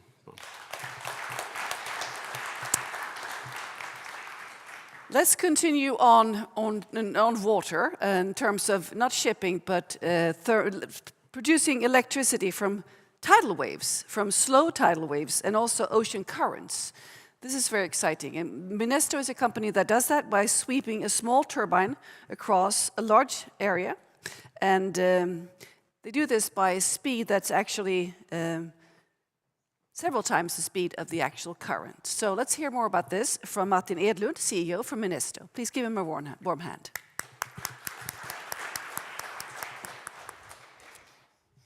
Thank you. It's good to be here. Yes, the topic is renewable energy from the oceans. And we have invented a system that we call an underwater kite. We label them dragons. So it's a dragon speech that I'm going to give you. What you see here is an historic picture for us. It is the first time that the commercial generation of systems are towed out to its production site in the Faroe Islands last summer. So we've kept us really busy since then, positioning the company for commercial rollout and to produce electricity to the grid in the Faroes, together with our first customer there, SEV. I'm going to give you a little bit on the market and the potential of this, some words on the technology and also the project portfolio. But first, there is one untapped natural resource left, and that's the kinetic energy in the oceans. We tried with waves to work on the wind-generated energy, but what we're talking about now is lunar energy. It's the gravity from the moon that is pushing the oceans around, and it's the circulation of Earth that creates the ocean currents. And this is a very attractive natural resource to go after because it's huge and it is in many ways continuous and plannable. So if we can find a technology that really harvests electricity from this resource, we have a perfect match with solar and wind. We all know that solar and wind is a bit unpredictable. We need storage, we need a lot of compensation systems that are costly. So our role here is to plug this into the global energy system to be able to reach 100% global energy systems. You can imagine there is quite an economic value associated with such an opportunity. And what is it that we do? Yes, this kite is tethered to the seabed, and the continuous movement of the ocean creates a lifting force on the wing. We steer it in a trajectory of an 8 with an onboard control system, and then more or less a conventional power takeoff system with a generator and a turbine on board. It's a spin-out from the aircraft manufacturer Saab, and I think it's quite easy to see sort of similarities in that respect. It is the only solution of its kind in oceans. We have heavy patent portfolios covering the principles and the supporting technologies, but the principle is used, and there are several attempts to use it in air, for instance. So Google has been into this for many years, trying in air. But I can tell you that it's much more convenient to do it in the ocean. Much heavier, and when the flow stops, you will not fall sort of from your height where you are. It works perfectly well in all aspects, all functionality. You can imagine the tide turns, we turn with the tides. When the tide stops, we stop the system, and it's fully automatic in all its modes. It's a system where we've been working on the control system onshore all the way up to the wingtip. So for several years, we have integrated the technologies to match the whole system, and that is what we offer together with solid partners.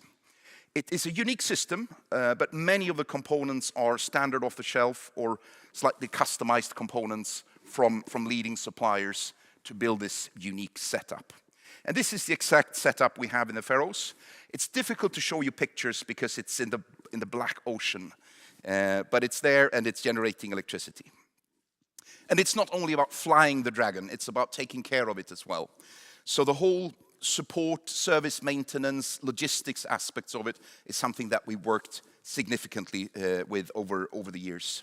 You see some pictures from onshore handling, from logistics transport of the 100 kilowatt machine, and the most important aspect, the ocean logistics, when you tow it in and out to production when you've serviced the system.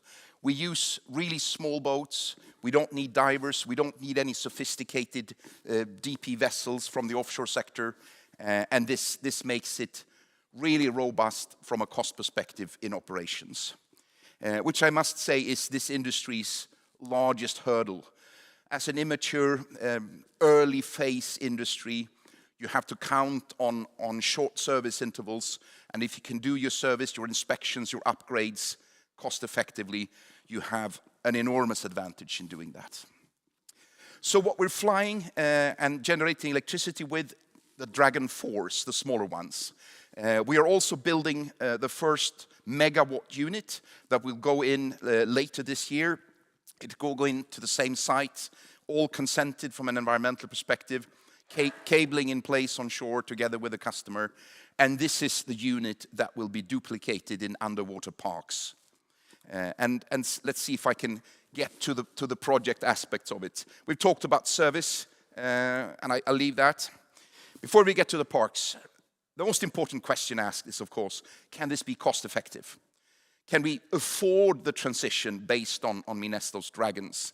And I must say that the cost position we have today with small series and rather modest scale of units and parks. We enter the cost curve significantly lower than wind and solar's done by far. So this means with some volumes and some scale-ups of this, we will be on the same level cost-wise as today's renewables. This is driven by low weight of the systems, low material costs, low handling costs, low operational costs related to that. And of course that we have a very heavy medium in water that makes the units smaller than for example, in the wind sector. The case that makes that sort of is the breakthrough case for us is the Faroe Island case.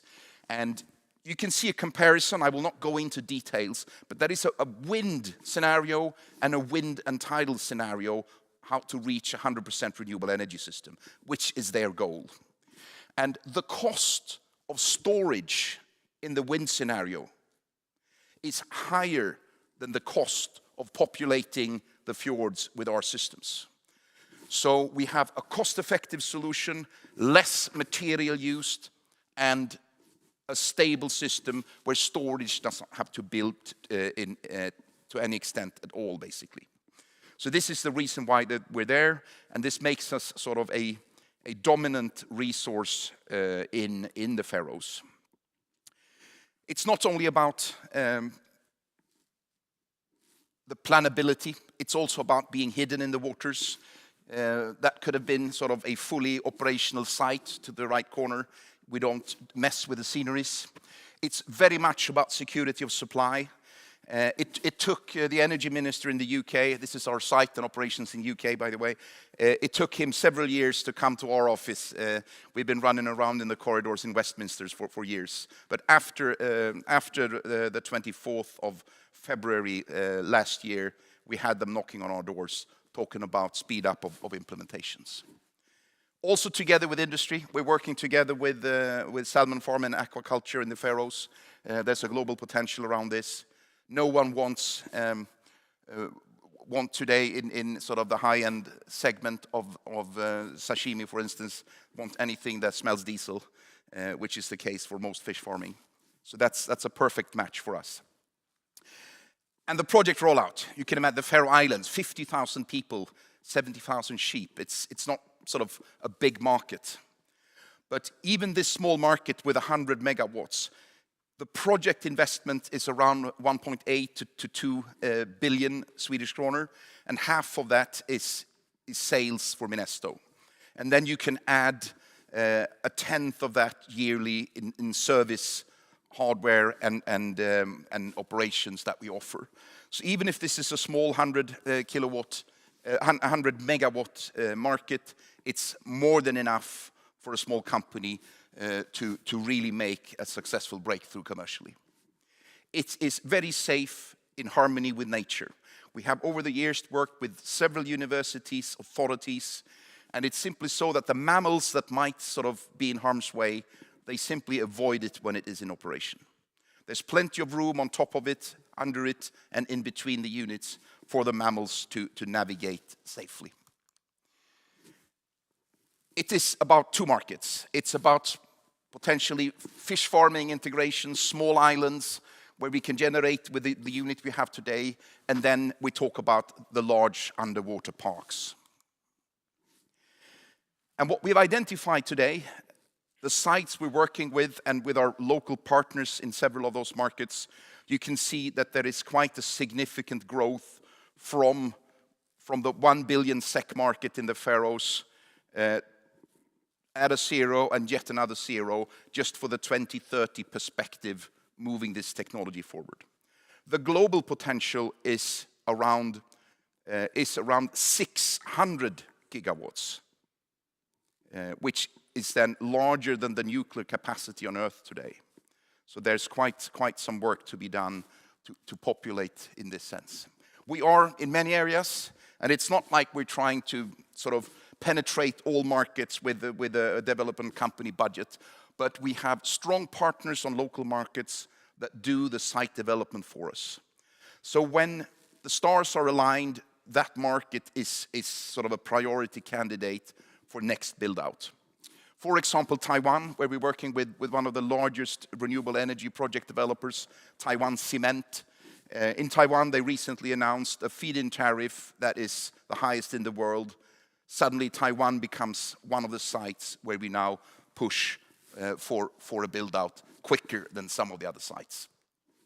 Southeast Asia is huge for us. It's also the area where we need to do most on this planet to fix the fight against climate change. Brown coal and diesel, very difficult with a lot of islands and distributed generation needed. That's where the match is the best for us.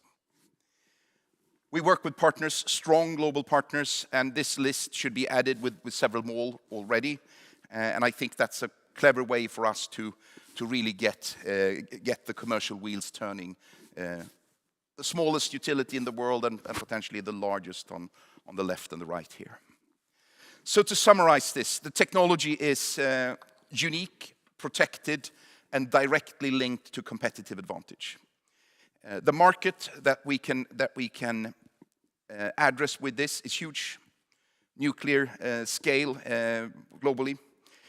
We have a project pipeline that we are pushing forward and extending. And with the cost position we have, the lightweight systems and clever installation procedures, we will be able to really be an affordable alternative in this energy transition. And I think that would be all.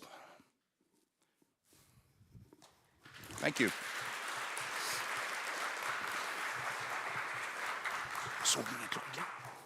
Thank you very much indeed, Martin. Very exciting. You mentioned that you had a big portfolio in terms of patents. Yes. But do you have competitors, and who are they? We have, in this sector, I mean, over the years, there are more than 100 actors and companies, but they all work with more or less submerged windmills. So they have a niche market to address. It's very heavy systems, and they need a lot of flow in the water. So they're basically anchored to the seabed. They're not. They are positioned as sort of a stationary windmill on the seabed or in big floating structures. So they weigh about 10 to 20 times more than our systems. On that note, in terms of anchoring, and I'm thinking of permits. What kind of permits do you need to maneuver these Minesto dragons underwater?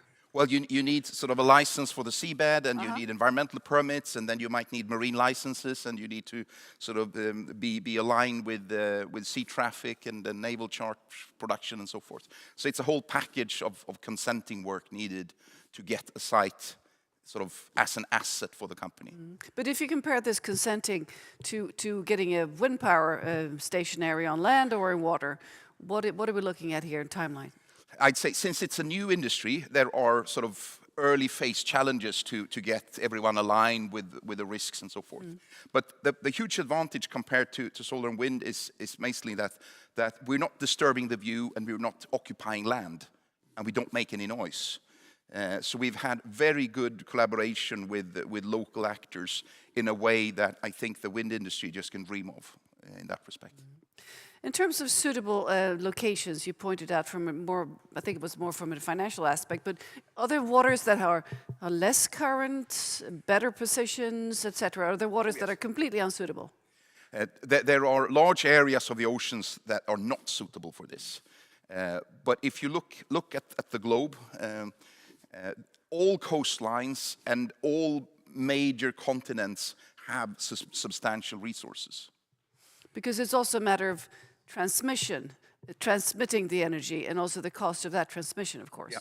So the closer you are, the cheaper it will be to yes, and most of the resources are closer to shore, where the water gets shallow or in between islands. But it is one of the most important, let's say, business enabling activities to locate really good sites. And that's why we're going a bit broad, because we want to start where the sites match the current sort of dragon sizes we have. So the big one I showed you here is, for a longer perspective, a small one. That's a 12-meter wingspan. But when we go for the Indonesian through flow, for instance, there are 300-400 meters deep. So we have a lot of maneuvering space. So we will talk about wingspans of 30, 40 meters. Well, this sounds very exciting indeed. Thank you very much, Matti. Thank you. Best of Thank luck. you. Thank you.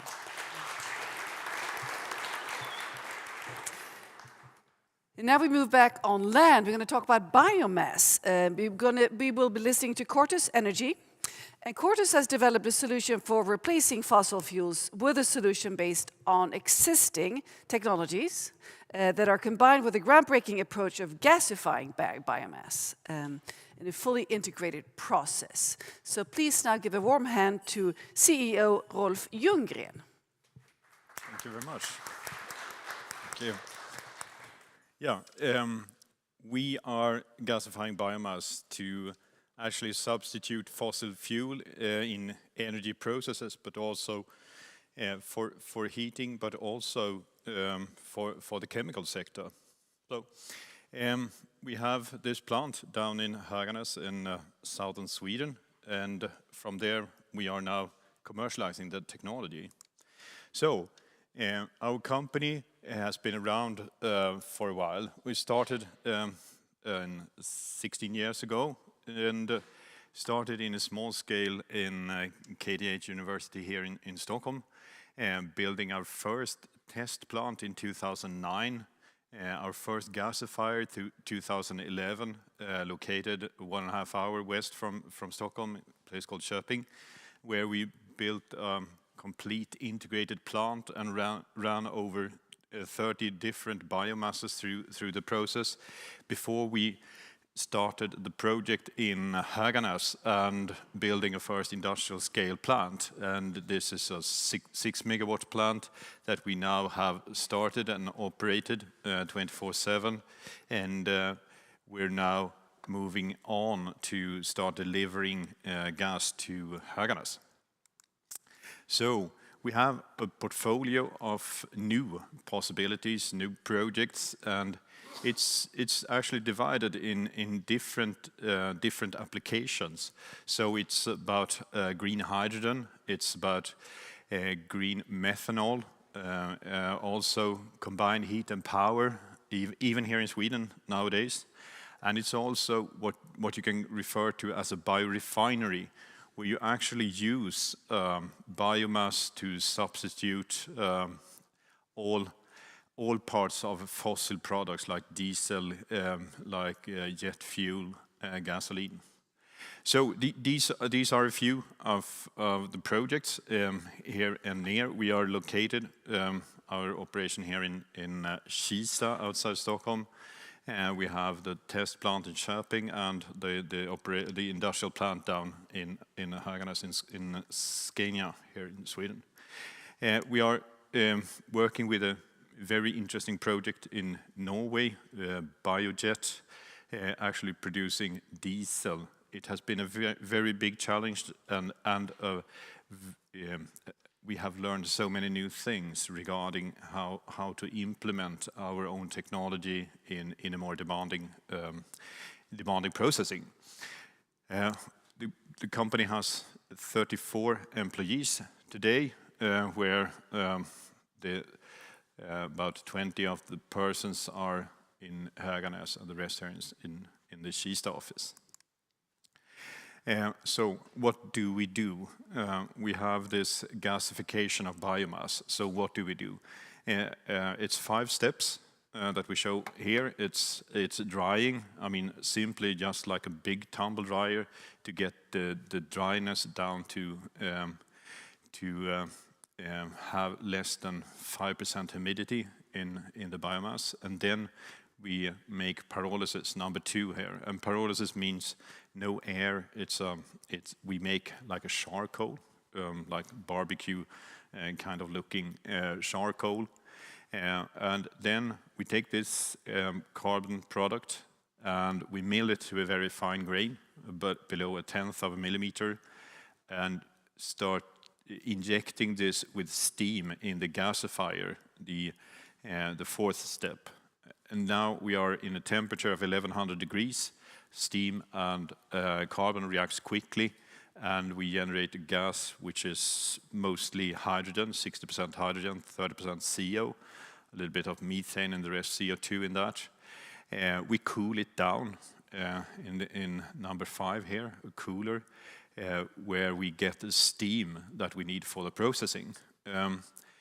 And number 3, you see here, is actually where we fire the pyrolysis gas that we get from number 2. And we use then the flue gases, the hot flue gases from heating the gasifier to heat the pyrolysis, and after heating the pyrolysis, heating the dryer. So in that respect, we can be very energy efficient in the processing. We have tested, as I said, lot of different biomasses and different kind, from industrial waste to woody stuff, and it works. It has its own recipes. One can say that one unique feature to what we're doing is actually also the high energy yield, being more than 80% of the energy in the incoming biomass into the gas in the end. We have a portfolio of patents for this. It's 162 patents and 6 families covering the gasifier, hydrogen production, pure hydrogen production, I should say, and the gasifier as it looks, how we inject steam and carbon, making biocarbon to substitute metallurgical coke. It's also about liquid production in this. So all of this in the same platform. So this is a way of seeing our development from the small scale back in 16 years ago to the first testing and building the first plant of 500 kilowatts, 6 megawatts, and now working with big projects also where we go for modular plants like the one you see here as a biorefinery. And this is really the way we go forward with our technology in a modular fashion. The opportunity for renewable energy is good. All of you know that. But the thing is that when we now look upon the pricing that is available for these kind of applications, we see like 100 euros per megawatt, corresponding to 1 krona per kilowatt hour. We see a good return on the plants that we can provide from the 6 megawatt to 20 megawatts and onwards. I mean, this is due to the availability of low-grade biomass. It is the high energy prices that we see in the volatile energy prices in Europe. The CO2 emission rights being at very high prices right now and expected to stay there. It's also that a lot of industries has really woken up and say, we want to go for green energy and we are prepared to pay for it. So the transport sector has been on the green route for a very, very long time, and still there is a lot to do. So, about the Höganäs project, it's 6 megawatt plants, as I said, 2,000 normal cubic meters per hour of syngas. There is a 20-year offtake agreement, and we can save about 10,000 tons of CO2 per year. There is an expansion possibility for us, and this is, well, our reference and where we take new customers and potential customers as we go forward. We had some support from the beginning in the project, which was good at the time and helped us. One other thing that is quite important for a new technology is that we have built, we own, and we operate the plant. And this means that for anyone who wants to buy a plant, we actually have also the organization, how to manage, how to operate this. And we can use that for training the operators, for training the staff for new projects, which actually is, it's a good thing for us. We have at the plant proven that we have the full syngas quality from the start. We have done some testing in Höganäs furnaces. We have had some bad issues with char dusting, which we now have resolved. We are testing also some new solutions when it comes to our specific burners that we use. We have run the 24/7 integrated operation, and we are now, in a few weeks, starting up again and start tests continuously, delivering to Höganäs, and that is the important thing for this year in the Höganäs plant. So, what happens around new projects? And we then focus on 4 projects as we go forward.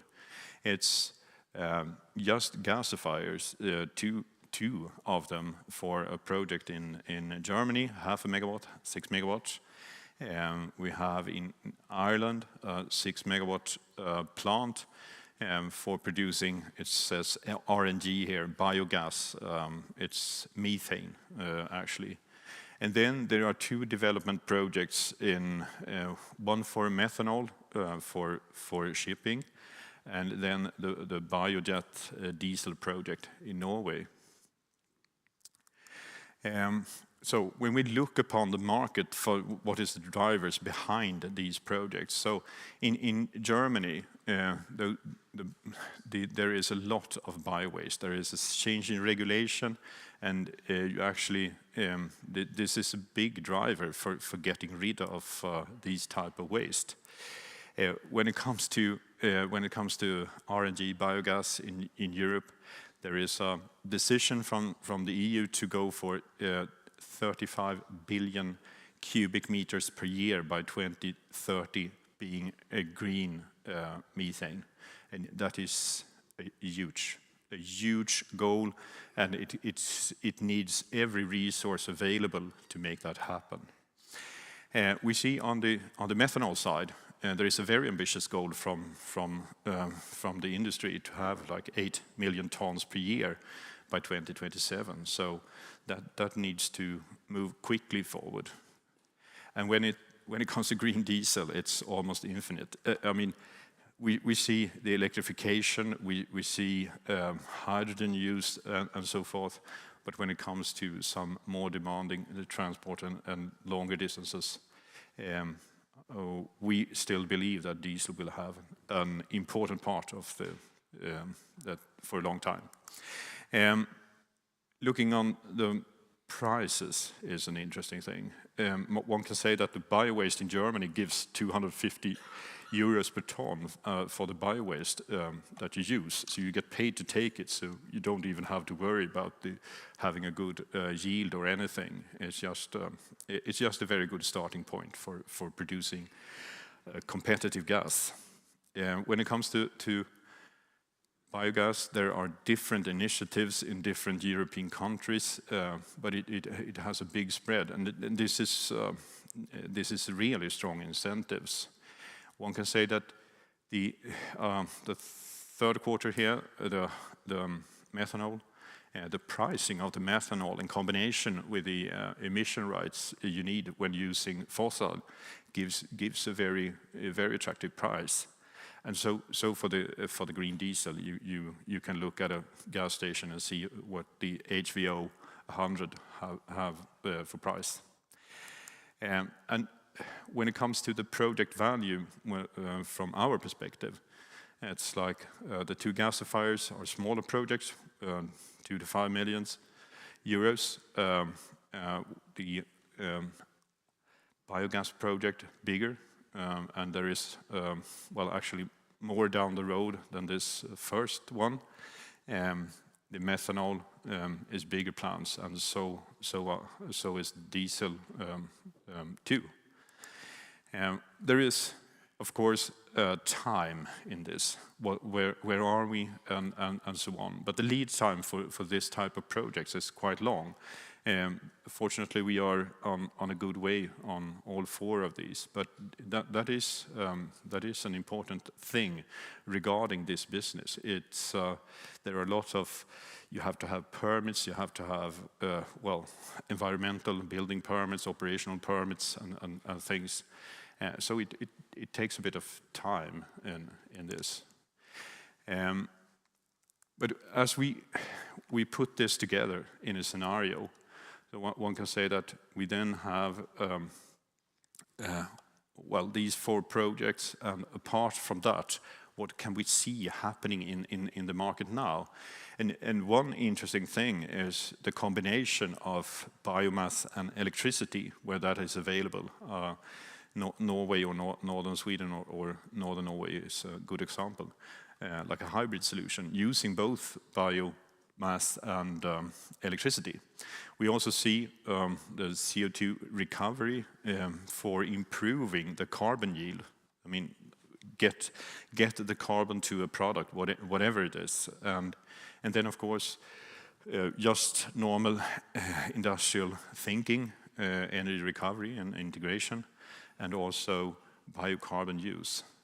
So these are good things for us because it helps actually these projects. Hydrogen is our home turf, you can say. We start with 60% hydrogen, and we can turn almost all energy into hydrogen. But the interesting thing now is what is happening here, and what is happening with the company Cortes Energy. And of course, the most important thing is that we actually start demonstration in April, that we run for 30 days operation from there on, and to deliver gas and get paid for it. We also will work where we can have some spare capacity and use biocarbon as a product on the market and get quite well paid outside Höganäs. But the 4 projects, together with what's happening in Höganäs, we put together a scenario, and one can say that what does this mean? It means that we go from a small quarterly turnover to a substantial one within those 3 years. And we can see that the cost for different things, the investment cost in Höganäs goes down, and the project are dominating, and that means things that we buy from outside, both equipment and engineering services. But all in all, it means that we don't see that we will be profitable this year, but we see that we can actually early next year turn this around and get profitable and grow. That is the message. So with that, I'm finished my presentation. Thank you very much.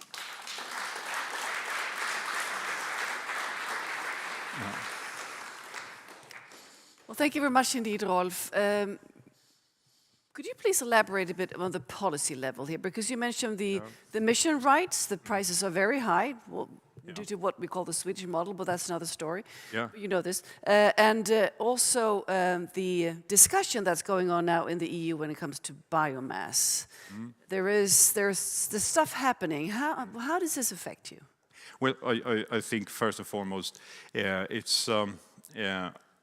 is an issue for the whole, the woody countries in the northern Europe. 1/3 of the forests in the EU is actually in Sweden and Finland. So this industry is actually, I would say they're fighting back. That's the first thing. But what we see is that there are still a lot of biomass available. And the thing here is whether to use the forest residues or not. And as we can see, there on the one side the biodiversity, on the other side it's actually methane leakage that you get from not doing anything. From leaving it on the ground. Yeah. So those things are balancing the use or not. So what we see is the availability to cheap biomass is here and will stay around for a long time. There will be issues like this, absolutely. I mean, from a sourcing perspective, there is an even bigger thing when all Eastern Russian and Belarus forest coming into Europe through the Baltics is gone. So the pricing in the Baltics has raised enormously. So I mean, this is the market we see, we act upon. but we find still sourcing to a reasonable price. And there is, of course, as you mentioned before, other types of biomass that is not forest residues. I wanted to ask you about biochar. Yeah. How do you work with biochar? Because there's a huge demand now to sequester the carbon and bring it back into the soil. Yeah. So what we do is actually the intermediary product in our process is actually biocarbon, and so we have used that for substituting carbon products in the steel industry and tested and so forth. And that is absolutely an application for half our system to produce that. But we see also that apart from actually the steel, the metallurgical industry, it's also, like you say, soil improvement things, and that's a real market. So what we're actually doing is that we have this year, next year, an overcapacity in the pyrolysis. We will produce biocarbon and sell because You call it biocarbon, not biochar. I can call it whatever.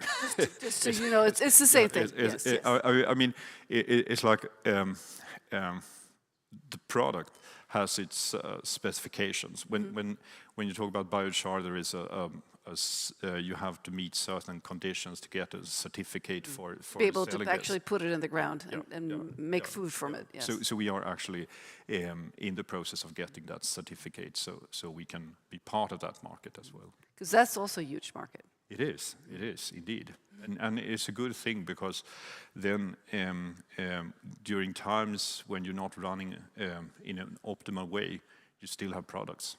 So it's a good thing to have a versatile process. Indeed. Well, thank you very much, Rolf. Thank you very much. Thank you.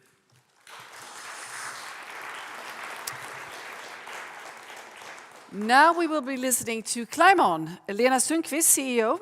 Of course, you know Climon already. Produces heat power systems, converting waste heat and geothermal heat into clean electricity. So Lena, please join us here on stage.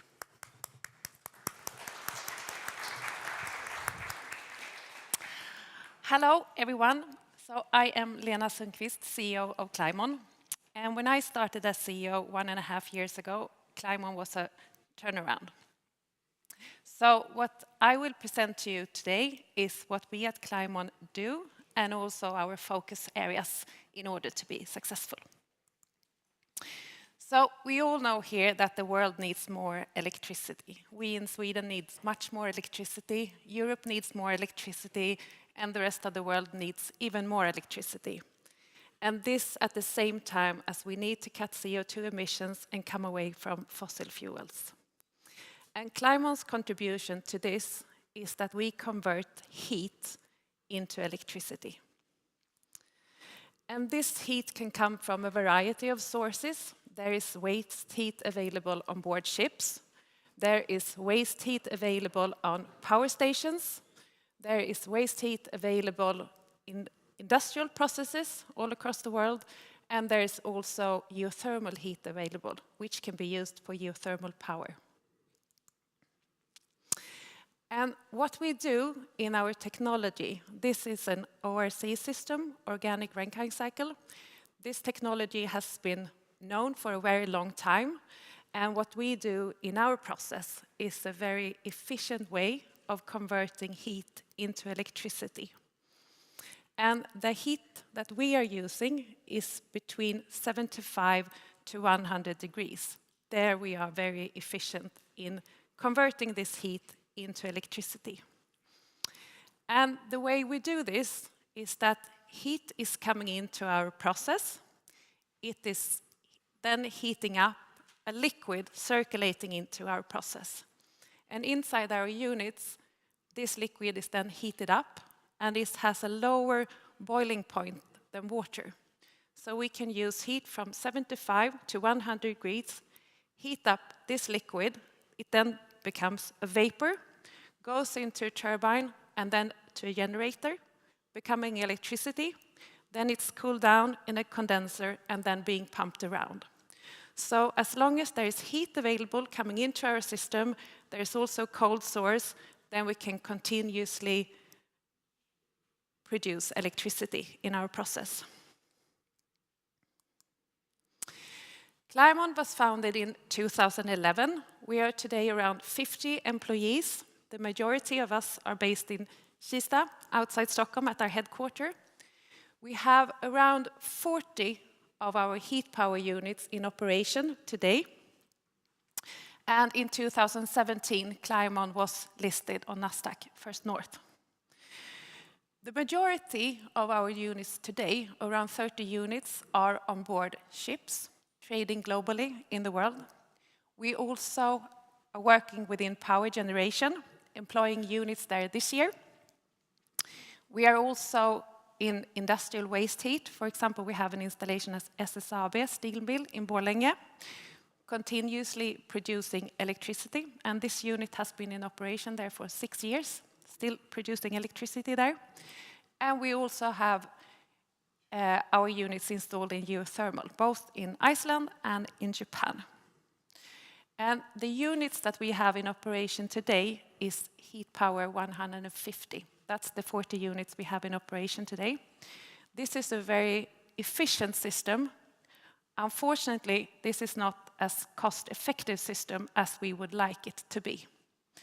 That is why we have developed a new system called Heat Power 300, and I will come back to this. And this system, it's much more cost-efficient. So this is what we will base our business on going forward. And to all of our system, we also have a system that we call Climon Live, and this is for us in order to monitoring all our system globally. So we can see the operational profile of all our system in operation today at our headquarters from Kista. So this is our new system, and when developing this system, we're taking all the knowledge with us from our previous system, both from the system as such, but also from all the customer installations we have done. So when developing this system, we have really designed it to be optimal for our customer cases. So, and I'm a real believer in market-driven R&D, so this has really been developed with our customers in mind and our customer processes in mind. And one important driver has been to cut the cost of this system. And we've been able to cut the cost per produced kilowatt hour by 50% with this system compared to the previous system. And this gives them both us and also our customers much better business cases and profitable installations for the customers and also a profitable product and business for us. And when we calculate business case, we do it together with our customers. This is then included both the cost for our system, it is including the installation cost for the customer, and it's also including the operational cost of our system. And for most of our customers, they want to have payback time of 5 years or less than 5 years, and this is something that we see now that we are achieving with this new product. And also, we have built this platform in order to comply with all various certifications in the areas and the markets we want to be in.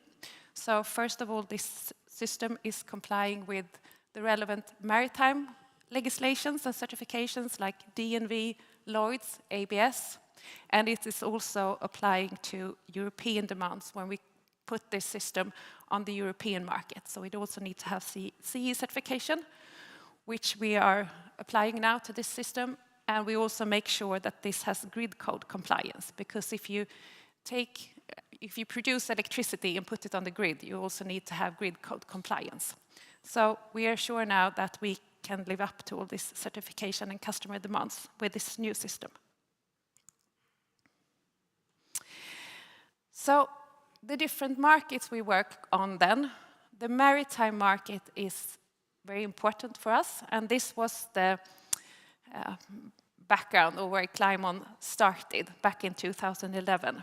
And there is a big drive now in the maritime market, both to cut cost and make fuel or ships more fuel efficient, and also to decarbonize the fleet, making ships more energy efficient.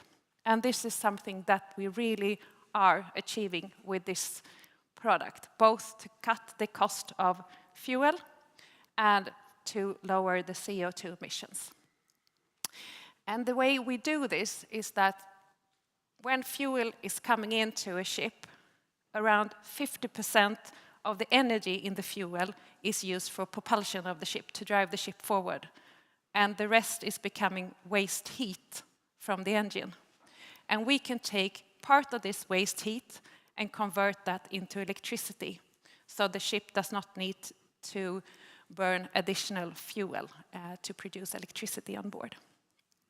And there's also coming a lot of legislation now for the shipping industry, both from IMO, which is the International Maritime Organization, to cut CO2 emissions, and also more regional legislation. For example, from EU, they including the maritime industry in the EU's emission trading scheme. So ships entering European ports in the future need to pay carbon tax. So last year in September, we launched this system to the maritime market at SMM in Hamburg, which is the world's largest maritime exhibition. And what you see on the picture here is me and some of my fantastic maritime colleagues, which has a lot of experience working in the marine industry. And since then, we have had a lot of intensive contacts with customer dialogues, negotiations, both with ship owners and also with shipyards for our Heat Power 300 system.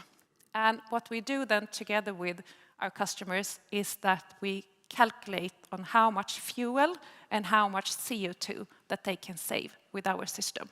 So what you see here to your right is an example business case on a container vessel.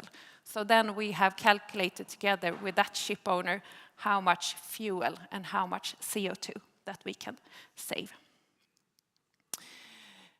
And what you see here on the pictures is also the customer installations that we have today with our Heat Power 150 system. So that is installed on board Virgin Voyager ships, it's installed on Maersk, on Viking Line, and also on Havila ships trading on the Norwegian coast. And in the world, there is around 1,500 to 1,700 ships being built, large ships being built every year. And we see that our system is applicable on around 30% of those. So that gives us an annual addressable market of around 500 to 600 ships, new built ships. And in addition to this, we also have discussion with ship owners on installing this system on retrofit vessels or on existing ships.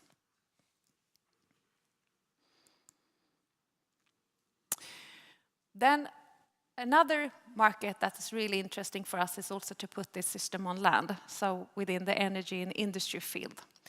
And we know, also as I said in the beginning, that the world needs much more electricity, and also as we all know, the cost of electricity has gone up a lot.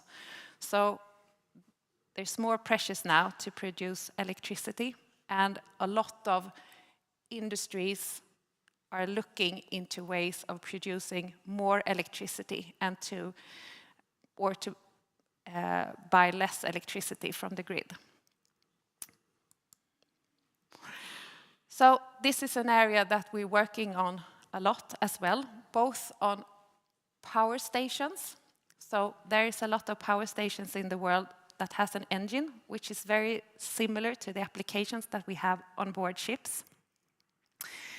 And this is an example of this, it's what you see to the right here. It's an installation in the UK, where it is a power plant with an engine, where we take the waste heat from the engine, produce more electricity. And calculating on these cases, we can produce around 3 to 4% more electricity on this side by implementing our units there. And on this site, they also have carbon capture on it, so making this a net zero carbon installation. So this can be used both as baseload power and also to compensate for variations in the grid. And UK has about the same challenges as the rest of Europe, that they have too little electricity, very high cost of electricity. They have a lot of wind power, but we all know that wind power is great, but it does not produce 24/7. And then they need to have other solutions that can be used as baseload power. And this is one of the solutions. So at the first site being constructed now, you see two of my other colleagues. So it's our R&D manager you see here and one of our great sales managers. And in this site is the first one of this kind being built now in UK. And our heat power 150 units will be installed on this site. It will be operational during this year with also our units on it. And there's now being in discussion and planning of several more of these plants, and in additional plants coming up, it will then be our heat power 300 system that will be applied. And in addition to this, there is a lot of engine manufacturers now looking into how can they increase efficiency of their engines. And there has been a lot of work from engine manufacturers all over the years to increase the efficiency of their engines. But that comes sort of to an end. It's difficult to do much more. But when applying our type of ORC systems, which takes the jacket water or the cooling water from the engine, we see that we can increase the output of around 3 to 4% of the engine installation. So that is also a very interesting area for us. And then there's also a lot of industries contacting us now in Sweden, Europe, and also from the rest of the world. And they see that it's much more expensive for them now to buy electricity from the grid. Sometimes it's a challenge for them to even get electricity from the grid. At the same time as they have waste heat available at their plant. So they're now coming to us and see if we can produce electricity at their plant. And for our land-based industry, our current market focus is within EU and the UK. So our focus now going forward is to get our heat power 300 system to the market, make sure that it works according to customer specifications, and to ramp up our production, and then increasing the sales volumes of our heat power 300 system. So, thank you.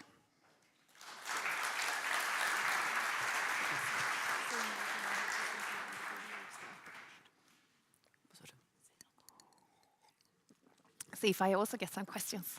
Sorry, it was just a message from the host here. Great. Well, Lena, this is very exciting with the 300 apparatus and going forward on that one. You've had quite a year in terms of stock volatility. Would you like to say something about this? I don't want to talk about the stock market price, and I should not talk about that. I mean, the stock market price is what it is. Just looking at what's happened during the year. Yeah, what's happened during the year? I mean, I took over Climon in a challenging time. It has just been announced a big decrease in order backlog just before I started. It was also announced a cost efficiency program, so we have cut a lot of cost and unfortunately had to say goodbye to a lot of fantastic colleagues. So we have done a lot of things now, just getting our team in place at Climon. We have a fantastic team in place. It's the most fantastic persons I've ever worked with, and also worked really, really dedicated on this new product, because it is a challenge, of course, to be in between two product generations. But this was just a way we had to do in order to make profitable business cases going forward. Restructuring. Yeah, restructuring, and really a turnaround. Challenging, tough, but also extremely fantastic in a way as well. Good. So you mentioned on the shipping side, the devices putting on the boats, that the boats will now be into the ETS, the system paying for polluting. Yeah. So that holds quite a potential, doesn't it? Because this has not been the case before. And now, of course, as you mentioned, the ship owners and the transporters, the logistic companies have to look at this. Yeah. So if you invest and climb on, how important is the maritime versus the land-based solutions if you calculate into that the ETS news? Yeah, the ETS is of course part of it. For the maritime industry, it's both important how much fuel the ship owners can save, and before we only calculated our business cases only on the fuel savings. Now we can also include CO2 savings and put a cost on it, whereas it's not clear yet exactly what the ship owners is going to pay for putting out CO2. So there's still some variations there. And when we look into a maritime business versus our land-based business, I think both is very important for us, and it is really good to have both. And since we can apply more or less the same type of system, though with some modifications on it, but this new system that we put on the market is a platform which can be easily adaptable for different markets. So I think it's great to have both those markets and work with them in parallel. Well, thank you very much, Lena, and best of luck. Thank you. Thank you.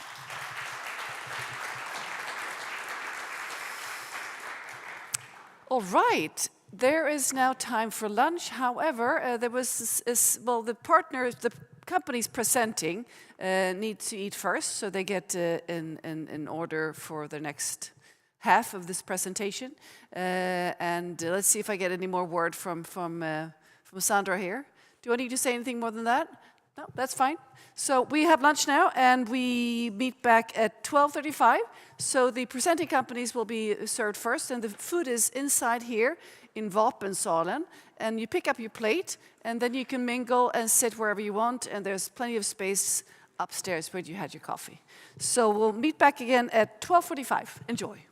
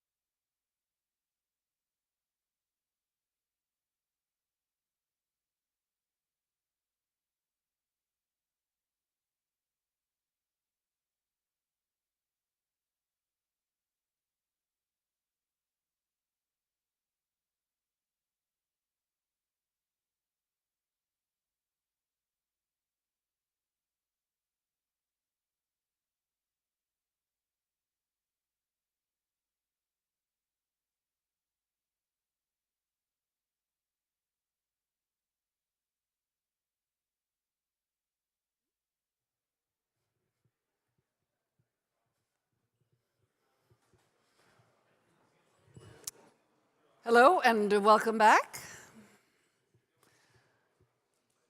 We will now talk about more interesting stuff in this field. And we have a partner presentation coming up from Nasdaq. We have the pleasure of inviting Thomas Tyblad, Head of ESG Solution European Markets at Nasdaq, who will talk about how an exchange can support decarbonization. So please give him a warm hand.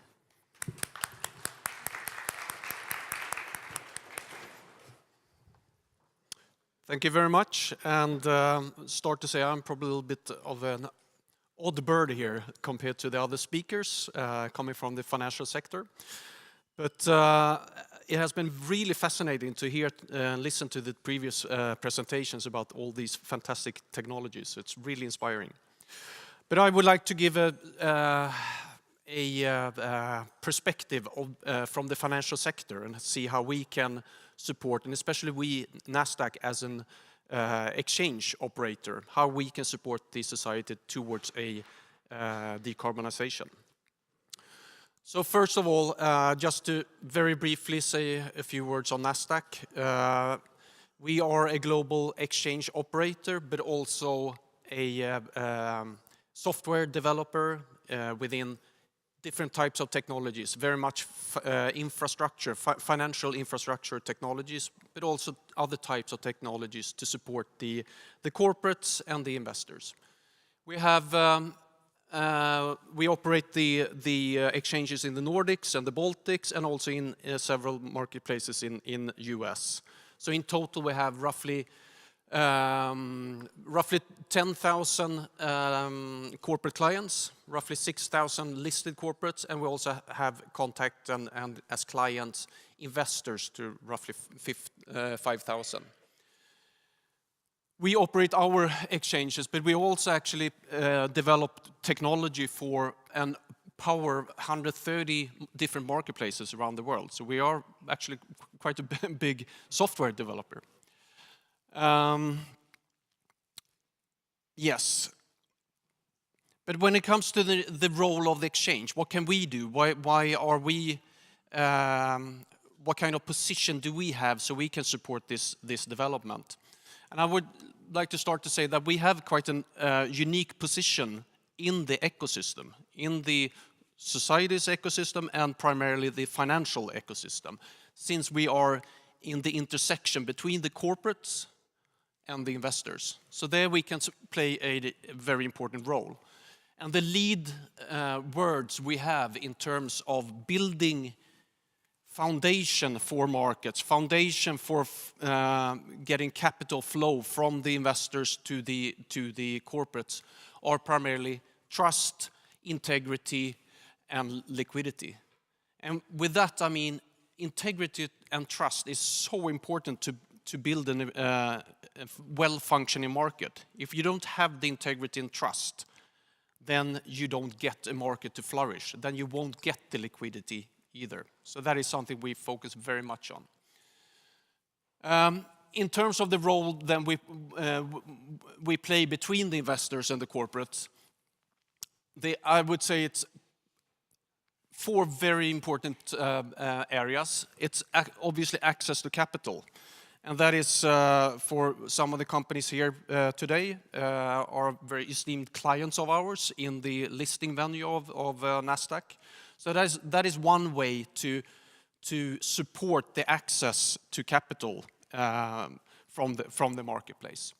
And that can be done either by like listing of the equity or also, which we have a quite large segment in terms of green or sustainable bonds. So both the equity side and the debt side.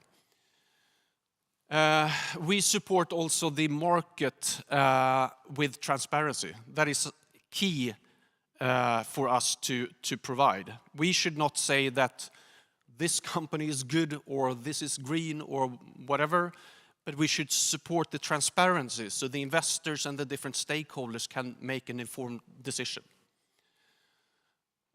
We also support with different workflow tools. So that is very hands-on for primarily the listed corporates and the other corporates.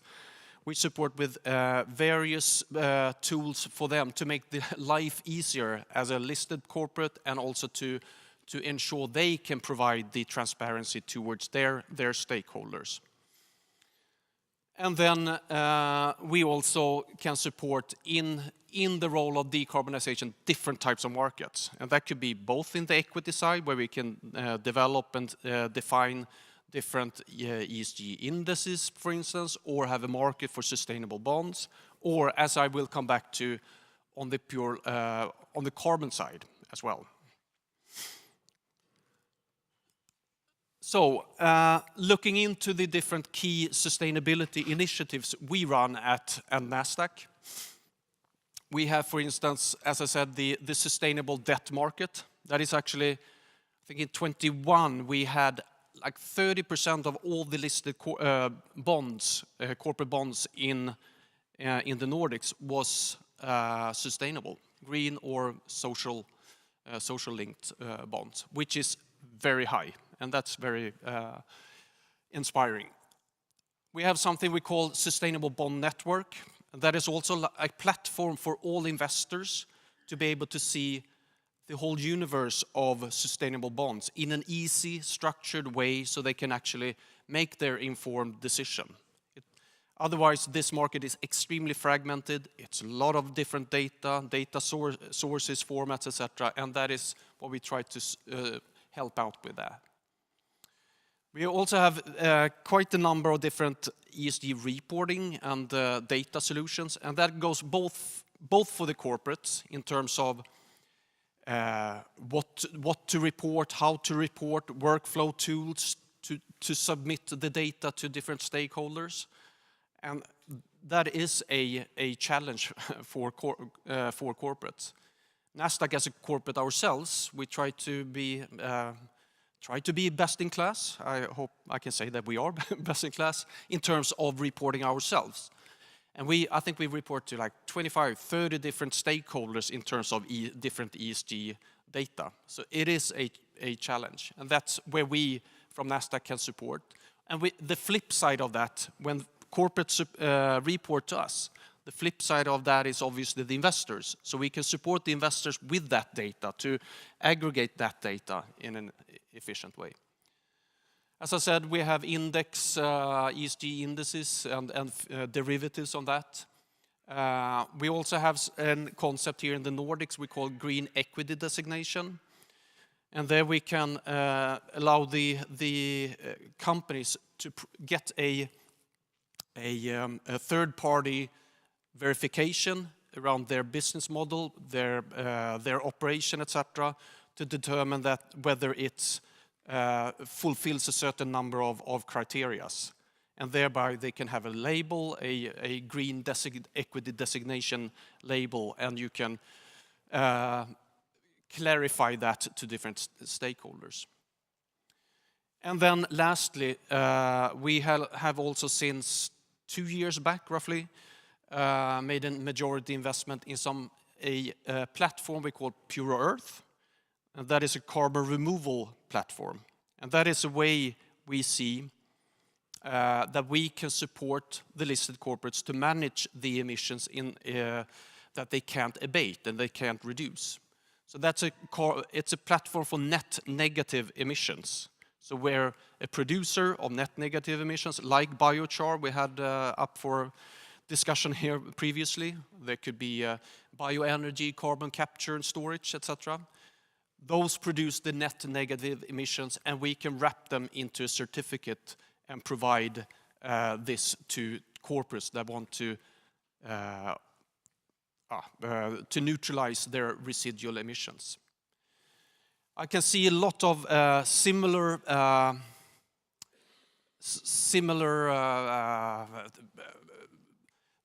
tendency in where we are in the market with the carbon removal market as well, and the renewable energy, where you have the need for this financing, the need for the offtake agreement to make your project bankable, etc. But we are very optimistic on that side. That said, of course, the abatement, of course, the reduction by all the corporates, and that they actually reduce their emissions, that is priority number one. The net negative emission will only be a complementary tool. Thank you. Ska jag stanna? Thank you very much indeed, Thomas, from Nasdaq. So we're moving on to talk about plastic. We have a company lined up here to talk. Two people, Nexam Chemical, Johan Arvidsson, CEO, and also Christer Svanborg, CTO. Welcome to you. And you develop solutions that enhance properties and in performance of plastics and contribute to a more sustainable and circular system here. So fire away. Thank you very much. Johan Arvidsson, CEO of Nexam Chemical, and like you said, I have Christer Svanberg, our CTO, and so we will really do a deep dive into the technology a bit later on. I will give you a brief introduction to Nexam first, and then we tell you a little bit more around our technology. Nexam Chemical, we are making additives for plastic. And we both develop, we produce, and we sell the additives for plastic. And it's sometimes in the general debate, it's the question whether plastic should exist or not at all. That's a topic you hear from every now and then. And of course, it's possible to come to the conclusion that it should never have been invented. On the other hand, plastic material or polymer material is also a foundation for a lot of things we take for granted in our society. It's kind of difficult to see a grocery store without any plastic packaging. I think we will see that also in the coming years. When you're doing sports, everything you wear and have on is usually in plastic, especially you see the skiing people on the pictures. Also in renewable energy, it's a lot of plastic, and that's where we found one of our really growth areas in windmills and the core material for windmills. So we are trying to make plastic better with our additives. Better in a way that they could be stronger or lighter, but also, and this is something that is becoming more and more interesting, easier to recycle. And I wrote here, perhaps a little bit provocative for the plastic industry, that plastic market under reconstruction. And it's like we will see some projections about how big the plastic industry will be in a few years. And yeah, it's easy to come to the conclusion that there are some links missing, and we can be one of those links. And it's nice to be just after Nasdaq, because we actually took the opportunity to go for one of these programs. We did it a bit more than a year ago. The program Nasdaq called Green Designation or Green Equity Designation. That's something which we think is like a hands-on and auditable system that will tell you the story about the company and its business model. I couldn't explain it better than the speaker before me, actually. So that was a good introduction. We are happy for it. It helps us in our daily work, and it's also a transparency for investors that you can actually see the report that has gone through both the products we make, but also how we make them. So it has been a robust system that we really like.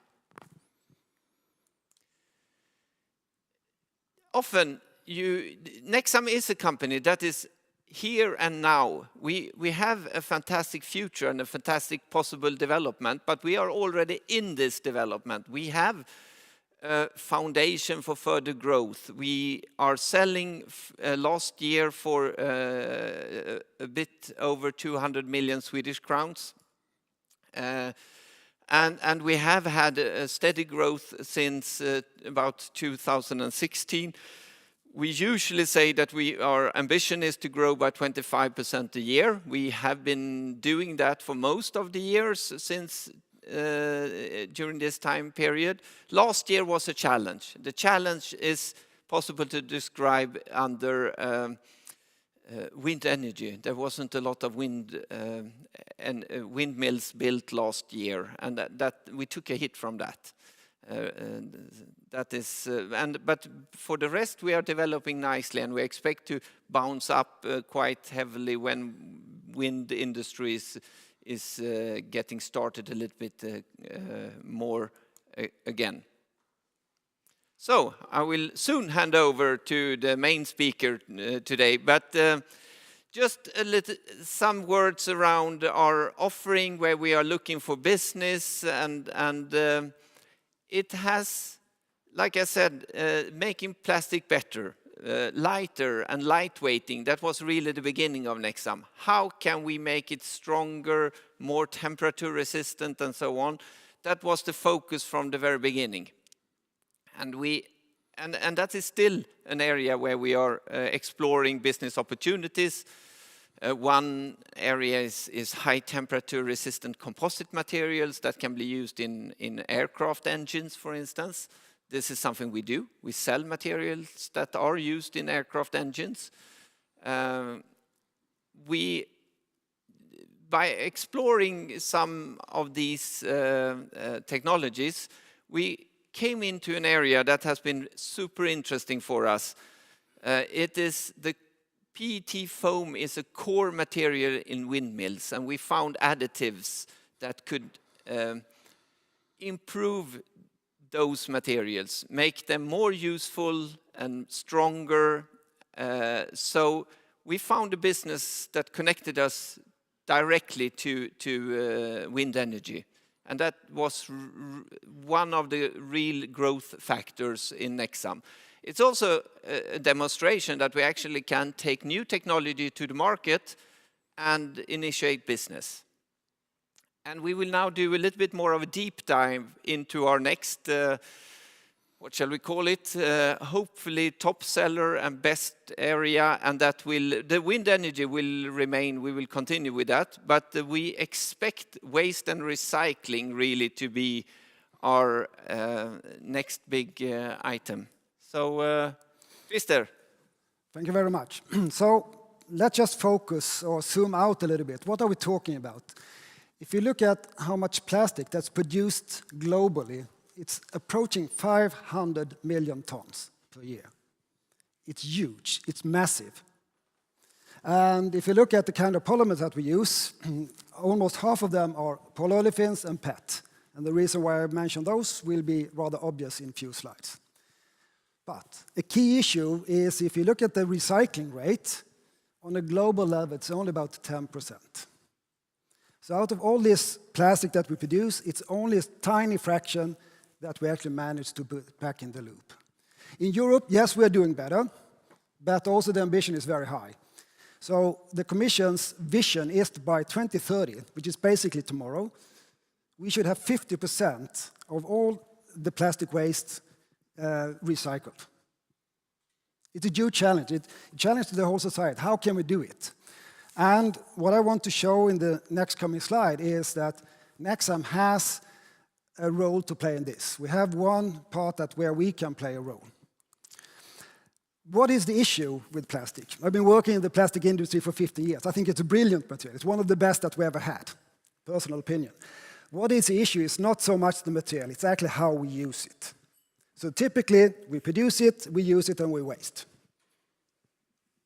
That is not sustainable. That is not the way we can continue doing, just wasting this good feedstock. So what we need to do is to transition into a circular economy.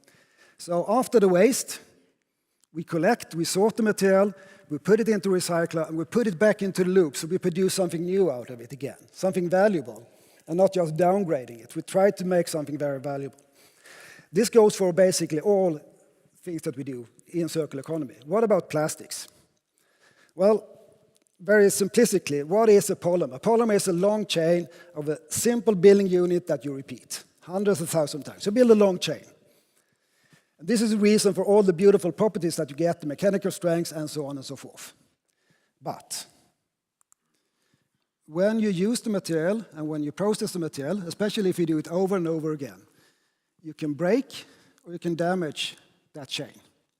So when you come to the recycler, when you have collected this one, it's not necessarily the same chain as you had in the first place. It can be smaller, it's shorter, and it can be damaged. So that is an issue, because then we can't just put it back into the loop. And now, this is where Nexam comes into play. We have developed technology where we can at least partly repair or restore. I don't say that we take it back. It's not exactly back to the original place, but we can actually take back quite a few of the most important properties. We call this reactive recycling, because it's basically exactly what we do. It's recycling, and we're doing a reactive process here. By doing this, for polyolefins and PET, we have technology for that. Then we can actually create value for our customer, because they can use it for more highly value-added product, or they can use more recycled material.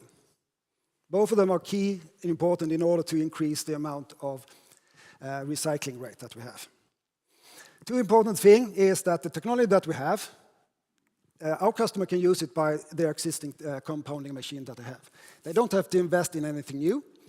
They simply use their own process, they can use our additive, and they can create something that has new properties, that is more what we want to have for the high-value products. I will then take two examples. Actually, interesting enough, I mean, the bottles that you have, this is a PET bottle, right? One of the polymers that we have, we actually recycle quite good.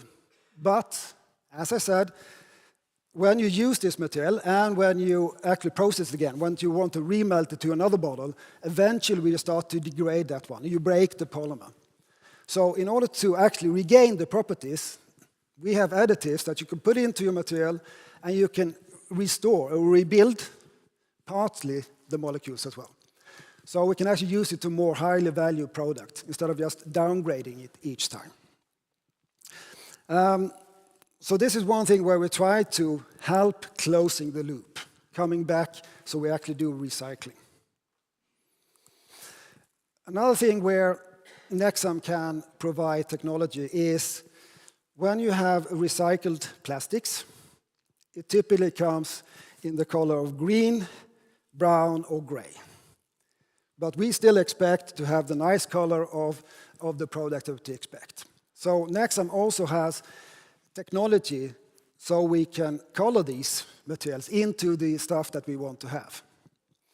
So if you put this in a bigger perspective, for a few things, or some key polymers, Nexam can provide the right color. We can also help building better properties of the recycled material that you have. So this is one of the areas where we believe we see a great future. We see opportunity where we can actually be part of this and build something new. And coming to the last slide, I've been working 15 years in the polymer industry, and the change that we see now, going from the linear economy to the circular economy, and that is a fundamental change. It will require a lot of technology. And we have to build up new processes in order to do this. How to collect the waste, how to sort the waste, and so on and so forth. But there is, Nexam has technology where we can be a part of that, a link in that, and helping a small contribution, actually putting it back into the loop. So that is the recycling part, and I will hand back to Johan for the overall for Nexam. And this is our relation to our customers, and this is, you already touched the circular economy, and this is more to illustrate why I think Nexam is so interesting. Beyond our technology, the relations we have usually with our customers, it's never a one-off. It's never that they buy a material and then it's done. We will be a part of our customers' innovation, and they will continuously use our materials if they decide those solutions. So we will have a long-lasting and very intimate relation to all our customers. That's definitely a reason why this can be an interesting company next time. I think we explained our part in a circular economy. That's a second reason. The third one, and hopefully you understood it from the presentation, we have come quite far. It's a lot around here and now. We have a company, it's running, we are selling, but we are still only in the beginning of our journey. So we have an expectation of a really long-lasting increase of our sales and the growth of our company. And with that, I actually would like to just say thank you.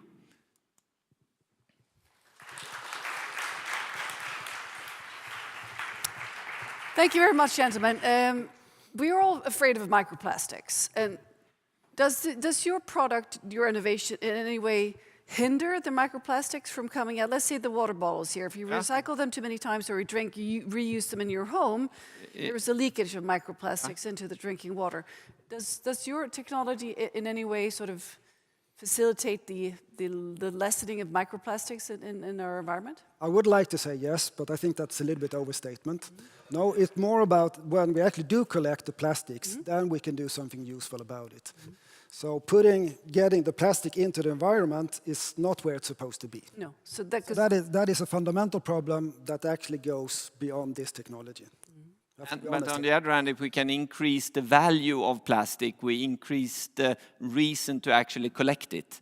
So in that sense, we definitely could say that we have some sort of solution, but we don't need to claim anything for that. It's a bigger picture that you can contribute to. Well, that's, of course, the most important picture. So if you look at competition, what does that look like? We of course have competitions everywhere. There are usually much larger companies than Nexam, but if we look to, there are different type of competition. The in-kind and the non-in-kind competition. There are few companies doing exactly the same thing as we do, but you can always solve a problem in different ways. So you will find other solutions to similar problems. On the other hand, the recycling, and we will have different competition in different sectors, but if you speak about the recycling, it's a little bit like the energy production. We need all of it and more, and so we'd rather like to consider alternative technology as complementary. We are going to take plastic recycling from 10% to 50% in 8 years. We need all technology. Well said. Thank you very much. Thank you very much. Best of luck. Thank you. Moving on, we will talk about biogas. We have Scandinavian Biogas waiting here. It's one of the largest private producers of biogas here in the Nordics. And their mission is to help achieve society's goal of converting to renewable energy. And we have with us Matti Vikkula, CEO of Scandinavian Biogas. Hello, hello. Well, thank you. Okay.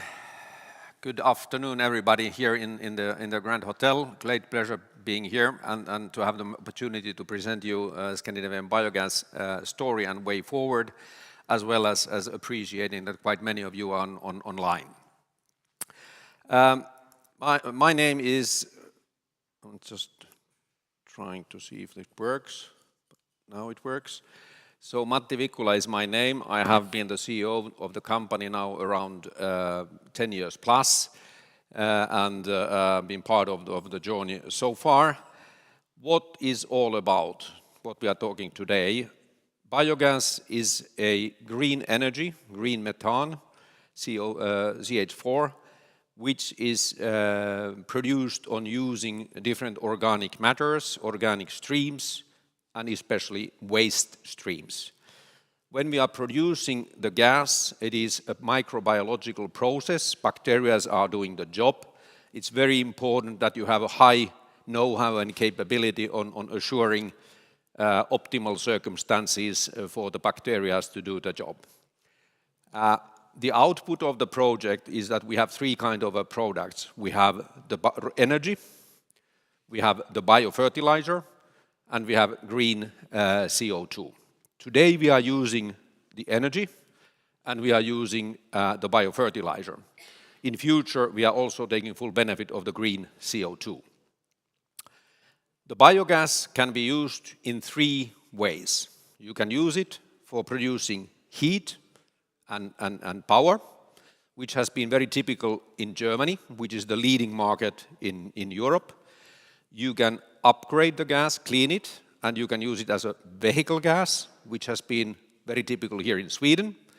And the other alternative is that you inject it into the gas grid, if you have the gas grid nearby, and that has been very typical, for example, in Denmark. The third way of using the biogas is to liquefy the upgraded biogas, so it becomes bio-LNG, a comparable product with LNG, which offers much better opportunities to transport the biogas and the energy, and as well offers new customer segments to start using it. So this is the frame for biogas and biogas industry as a whole. Last year was a game-changing year for us as an industry in Europe. So far, main interest has been to enhance the benefits for the climate, but all of a sudden, given the Ukraine war, one of the key issues in Europe is how can we assure increased domestic energy supply in Europe. Huge demand, huge interest. EU Commission even has increased substantially targets for biogas. How do we use biogas in the future as we see it? The main solution as we see is the liquid biogas, bio-LNG, used especially in heavy truck segment. Here on this slide you see also what is the infrastructural coverage in Europe. It is already quite extended. It's very useful and easy to use for transportation companies. What I would like to flag here for is that one of the leading countries here is Germany, and we signed last year an important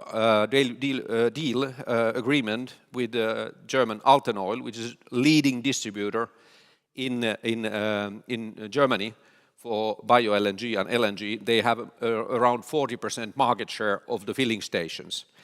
So, and we signed an agreement on a level of 1 terawatt hours, or respectively 2.7 billion Swedish crowns worth, with current market prices then. The other segment which is very promising is shipping. We are waiting additional regulation from EU Commission perspective to require a certain share of bunkering to be based on green energies, and that will then boost the demand even in this sector. There are already around 500 ships using LNG, bio-LNG globally. Either they are already in operation or will be soon. Third segment, which is important as well in the future, is the industrial usage. However, we believe that the price point will be a bit lower for the industrial use, and therefore the main users will be the heavy transportation and shipping. What we have been seeing lately is that there's a huge interest from the capital market side to be part of the biomethane change, transformation, given the game-changing nature which started last year. Goldman Sachs has just recently published that they will invest 1 billion euros within biomethane in the near future. Shell took over a leading Scandinavian player, Nature Energy, with an enterprise value of $2 billion. We have seen Varo also to invest in this sector, not only in biogas but in net zero energies as well. And especially what I would like to reflect for is that European Biogas Association has agreed with the EU Commission to establish a joint task force to facilitate the growth in order to achieve a 340 terawatt hours target 2030, which actually was doubled after the Ukrainian war. What about us? At the end of last year, we had an order book on a level of 2.4 terawatt hours. You can compare it with last year's production level, which was a bit less than 400 gigawatt hours. So it's given last year's volumes, it's like on a level of six years need or supplies. Last year we also confirmed our long-term targets to grow from a bit less than around 400 gigawatt hours to 3,000 gigawatt hours, 3 terawatt hours 2030 production capacity, and have a target to achieve 2026 1.2 terawatt hours volume. That implies that we are now in a very strong growth phase, looking for new growth opportunities, and we established last year a growth-oriented organization in order to enhance the growth in the Northern European market, which we define as our home market, Nordics, Germany, Benelux and Poland included. Pipeline is very well aligned, and what I would like then especially to highlight is that this game-changing year, last year, also boosted the prices, the selling prices of our bioenergy. We see ourselves to receive a major premium on our sales prices. And on this figure you see that earlier on, as we call it scan old, that was the price level we have been receiving so far for our biomethane in Scandinavia, around 900 Swedish crowns per megawatt hour. But now, given the change, we see that we get a 50%, 100% premium, so the prices in the new agreements are on a level of 1,400, 1,800 SEK per megawatt hour. And even then in the German transport sector, we have an even higher price given this Altenöl agreement. We can achieve a price level on a level of 2,700 Swedish crowns per megawatt hour. However, we'll point out that majority of this is based on green certificates and minority is based on the energy itself. What is worth noting that in the old world, our agreements were long-term agreements, fixed prices, annual indexation. Now the new agreements are much more dynamic, so there is a upside and downside. We are having a leverage and positive leverage on when price is going up, but also have some impact when it's going down. In a way, we are sharing the benefit with our distributors and customers. And the graph itself is showing how the transformation is going from the old agreements to the new agreements within the forthcoming months and years. And as you can see that during the second half, when part of our renegotiated agreements are in use, as well as we will start deliveries of bio-LNG from our facility here in Stockholm region in Södertörn. So during the second half of this year, the new prices will have say around 30% share of our supplies. This is very important transformation and is substantially going to impact our profitability and is very vital to assess when assessing how the profitability of the company is developing. We have also ongoing negotiations with the existing agreements in order to adjust them according to the market circumstances. A couple of words on the full annual level, 2022. Our supplies last year were somewhat lower than year before due to the fact that the turmoil in the market also boosted some cost for some raw materials. We were forced to not to continue using glycerin due to the price, and we were not able to put that price on customer side, so we reduced volumes. Besides of the 1 terawatt hour agreement with Altenöl, we were also able to sign an agreement with a Scandinavian Nordic energy distributor for transportation sector on a level of 300 gigawatt hours. We are very pleased to have a very positive and good pipeline for our growth. Last year also, from the Swedish perspective, it was an interesting decision by the EU Tribunal. Sweden was granted a tax benefit for biogas for 10 years. It was appealed, and the tribunal decision was that it was with reason, and now that has not been appealed neither from EU perspective or Swedish government perspective, and that means that biogas is now has the obligation to pay energy tax in Sweden, and the implication for that will be that for certain customers the energy prices when using biogas will go slightly up, and probably will have some impact in terms of volumes. From our side, we are not that worried on the volumes given the fact that we are able to produce bio-LNG, and we have the opportunity to even export it in case the volumes would get lower here in our home market. Just a couple of points of the last year, or Q4 last year. The most important point was that we are aiming to grow pretty fast. We made an important investment decision at the end of the year. So here in Sweden, we have already started investing in Mönsterås for a large-scale biogas facility on a level of 120 gigawatt hours. It is a very important milestone given the fact that it's in cooperation with the local farmers. They are co-owners in the project, and they are long-term suppliers of their raw material in terms of manure and other side products from agricultural sector. This is very important because the future growth is based on this kind of a standardization, this kind of a business model, this kind of a feedstock for the additional facilities to come. We also finalized during the last year a share issue on a level of 330 million Swedish crowns around. Consequence of that was that the four largest shareholders own now 70% of the company. Largest shareholder being Aneo from Norway. They own a bit more than 1/3. The second one is ST1, Finnish energy distributor. They jointly have around 50% stake of the company. Our volumes have been, during the last years, sales volumes pretty stable. However, the profitability last year we were not at all pleased with.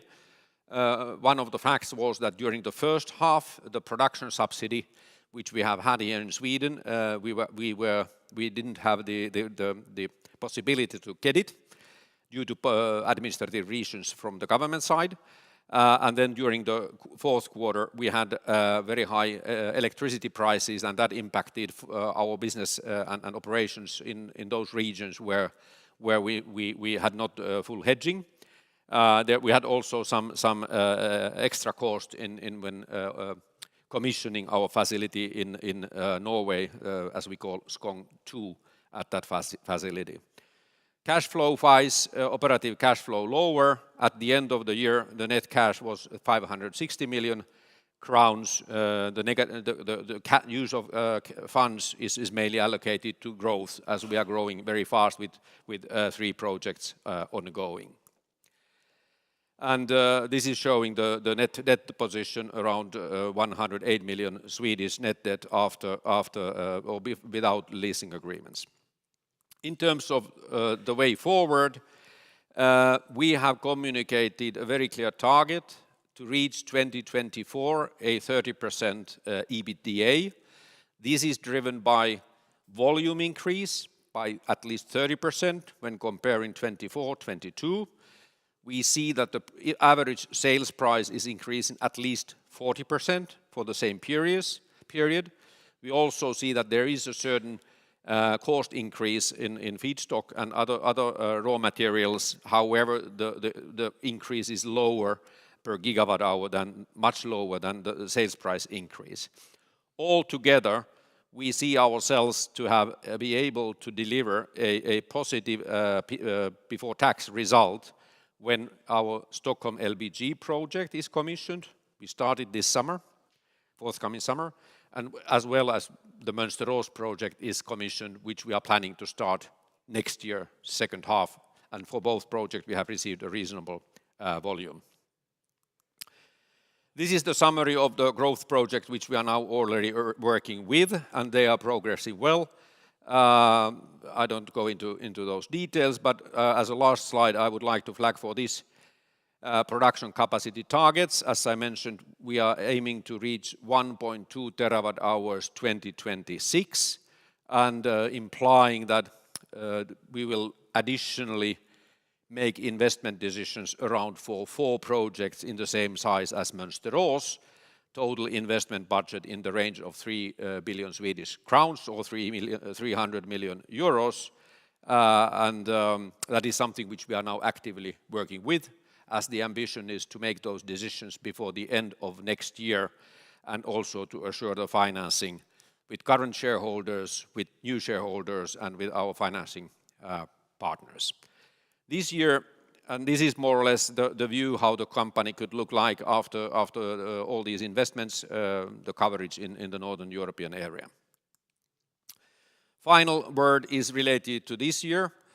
As I mentioned, we are in a transition with our share prices, with the new agreements. We are improving the profitability based on those agreements, as well as the bio-LNG production in Södertörn, which is to be commissioned. However, the first half is a bit challenging due to the fact that the index model we have in our agreements is hitting us more on the cost side, and we are getting on the benefit side. So overall, thank you very much. Ready for your questions, and we are working actively to contribute in the energy security as well as the green transition. Thank you. Thank you very much, Matti. You are, like all companies, very much in the hands of policymakers. And of course, we have the discussion that I asked one of the previous speakers about the biomass directive, of course. How is this affecting you? And also the discussion of changing the reduction flight in terms of how we mix the fuels. Yeah, of course, the biogas directive is very much impacting on which kind of, say, raw materials we can use with the favorable CO2 profile. But overall, we are very well equipped that, and we think that it's benefiting the overall industry. What we are a bit concerned is that the administrative processes will be quite extensive. And how about the mixing in the fuels, the reduction directive? It's now of course it's a Swedish discussion. We all know about this one, but there's also a changing of the percentage from an EU perspective. EU perspective, yes. I mean, the fact is that in the EU, the regulation is very fragmented for green energy. Each of the member countries have their own regulation, and it's taking quite a lot of time in order to follow it. I think that if we would have a unified approach, and if we would have a unified approach on assuring a certain kind of say, mixing share in the energy portfolio, it would be quite easy for all of us to understand how it works. That might just be in place. You don't know. Let's see. But let's hope for it, because yes. It will and for sure facilitate the transition faster. Would do so. Well, thank you very much for your presentation, and best of luck. Thank you very much. Thank you. We will now listen to a presentation from Nordshield. Their vision is to eliminate the usage of non-sustainable, non-renewable and toxic ingredients in antimicrobial protection by offering natural-based solutions. And with us here we have Greta Vaisi, Head of Regulatory Affairs. Welcome. Thank you. I'm very happy to be here. Hang on, there's no sound. Come again. No, we need sound on Greta. Keep on speaking, see what if it happens.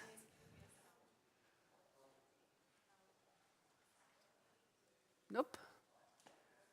You will get a hand microphone, otherwise I'll just turn mine off. There will be hand mic. I'll get a hand microphone.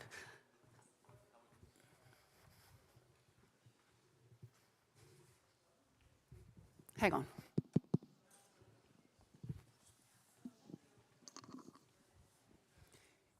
Wait, Greta, because it's a big room. So sorry for this. It happens sometimes. Here you go. Okay, finally I can begin. So yes, my name is Greta Vaisi and I'm from the Nordshield company, and I'm very happy to come here to present to you about this field of antimicrobial textile coating actually. So it's very different that we have discussed today, different kind of technologies, but this is also one very important area when you are considering sustainable material design and development. So I will first introduce ourselves in brief, and then tell you about why are these technologies needed, what are those global challenges. Of course, we have sustainable drivers, which I will introduce you also, and then to discuss the key regulatory challenges that new innovations may face because of these very strict regulatory frameworks. After, we will investigate if there is and what kind of opportunities we might have. So, in brief, we are a small biotech company, but we have a lot of very specialists in their fields, people in their fields, which are handling their own areas very excellently. We have a technical services and own laboratory, so we really can make a lot of efforts and studies ourselves. Nordseed was established in 2016. We really behave according to the management systems. So also one management system that we have is for medical devices, because our field and some of our technologies are aimed for medical area. But the core focus, as I have said, is in textile protection. So we aim to develop nature-based technologies for textiles and replace toxic chemicals and heavy metals that are used today. Our strategy is to have intellectual property developed and efficient and sustainable technologies that follows the safe by design concept. Of course, the key thing is to be regulatory compliance globally, and proof of concept is the one main issue. So our solutions are originating from and inspired by nature. These technologies are nature-based solutions to overcome the problems of resistance and environmentally hazardous antimicrobial coatings used today. We have fabric treatments for also that are non-biocidal, and some are biocidal products. But now I will focus more on the issues what comes from the biocides. So, why are textiles treated with biocides? It is of course because of their microbes growth on textiles very well, and they will cause harm on the textiles and also for the humans because of pathogens can be transmitted. They cause odors as well and other skin sensitizing problems. And of course in medical and healthcare area this is very huge issue. Today they use traditional biocides that contain silver and quartz and have found out to be environmentally hazardous. So how those can actually be on the market at the moment? It is because of the regulatory in EU, for instance. Most of these currently used biocidal textile treatment products are actually under the transitional arrangement that gives unlevel playing field between old and new active substances. So there is a significant need to develop alternatives to conventional biocides. And there are a lot of research on green antimicrobial agents already that are bio-based and environmentally friendly. And our solution allow the transition of the antimicrobial textiles market from the existing polluting and toxic biocide-based treatment solutions. to a natural, sustainable alternative. And the strategy is to develop this via safe by design concepts, follow the green chemistry, and meet the regulatory obligations worldwide, which is very bold strategy, but that is what we have to do. So here you can see the sustainability drivers that we indeed have within the EU, a lot of good plan and actions that aims towards toxic-free environments. So EU Commission has the strategy established, chemical strategy for sustainability established in 2020, and it includes this toxic-free hierarchy. This toxic-free hierarchy is going to be the future chemical management, actually, and it really boosts innovations by promoting the use of more sustainable chemicals and material design. Also, green chemistry is one aspect that is very important within our field, as it is an ecologically oriented chemistry that integrates the concept of sustainability into every aspect of chemical thinking. Another one, which is very good and also reflects to biocidal products, is strategic research and innovation plan for safe and sustainable chemicals and materials. That is also European Commission plan. And it actually says that develop biocidal products with improved efficiency, biocompatibility, and biodegradability to overcome the problems of traditional ones. So there is a strong need and motivation to develop these other alternatives in this field of biocides as well. Well, it really has been taken into EU Commission's programs, but how it actually can happen? Here are some main key regulatory challenges. First of all, it has to be remembered that if you are claiming any kind of protection against microbes, you normally fall under some kind of biocidal regulation, and then you have a lot of obligations to do. Well, that is very challenging because there is so many different kind of definitions for biocides globally. In one area you talk about biocides, in another antimicrobials, biopesticides, minimum risk pesticides. There are so many variations that you may fall under, or even there is so many variations between one country that you have to take into account. So multiple regulatory schemes with different focuses is very challenging, but you really have to still have a global product that you have to achieve. This, of course, naturally leads to that when you have a lot of regulatory schemes, there is several investments that you have to also do before actual profit can be made. These other costs that can come are study requirements, consultancy fees, and so on. We will see those soon. This is an example about 3 different areas and 3 different assessments of the biocidal products. It really is so that generally argued that the most challenging and most costly regulatory scheme is the EU's PPR. Basically, the PPR does not recognize the concept of natural or organic.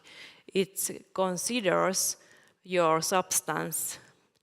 All chemical materials are considered at a similar way. There is possibility to be included to low-risk substances, but if you are not there at the moment, it will require huge investments to get all studies done. EU PPR also recognizes sustainability. It recognizes safer alternatives, it does. But basically, there is very hard to get into that system if you have a new active substance. for instance. If we compare for US, there is a clear definition for biochemical pesticides. They are naturally occurring substances that to control pests by non-toxic mechanism. That is very important word and very good route also for these kind of natural-based substances. It is a shorter process with fewer requirements. Also, under these lower risk products or active substances, there are other options in the US. It is called treated article exemption or even minimum risk pesticides.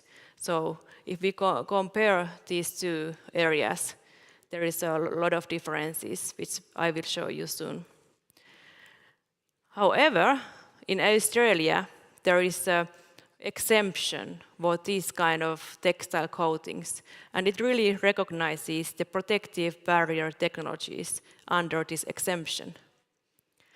So this is very smooth and fast process and does not require a huge amount of work.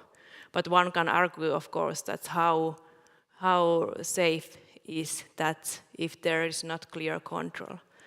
I want to highlight here that there are so many variations globally between these regulations that you have to really take into account.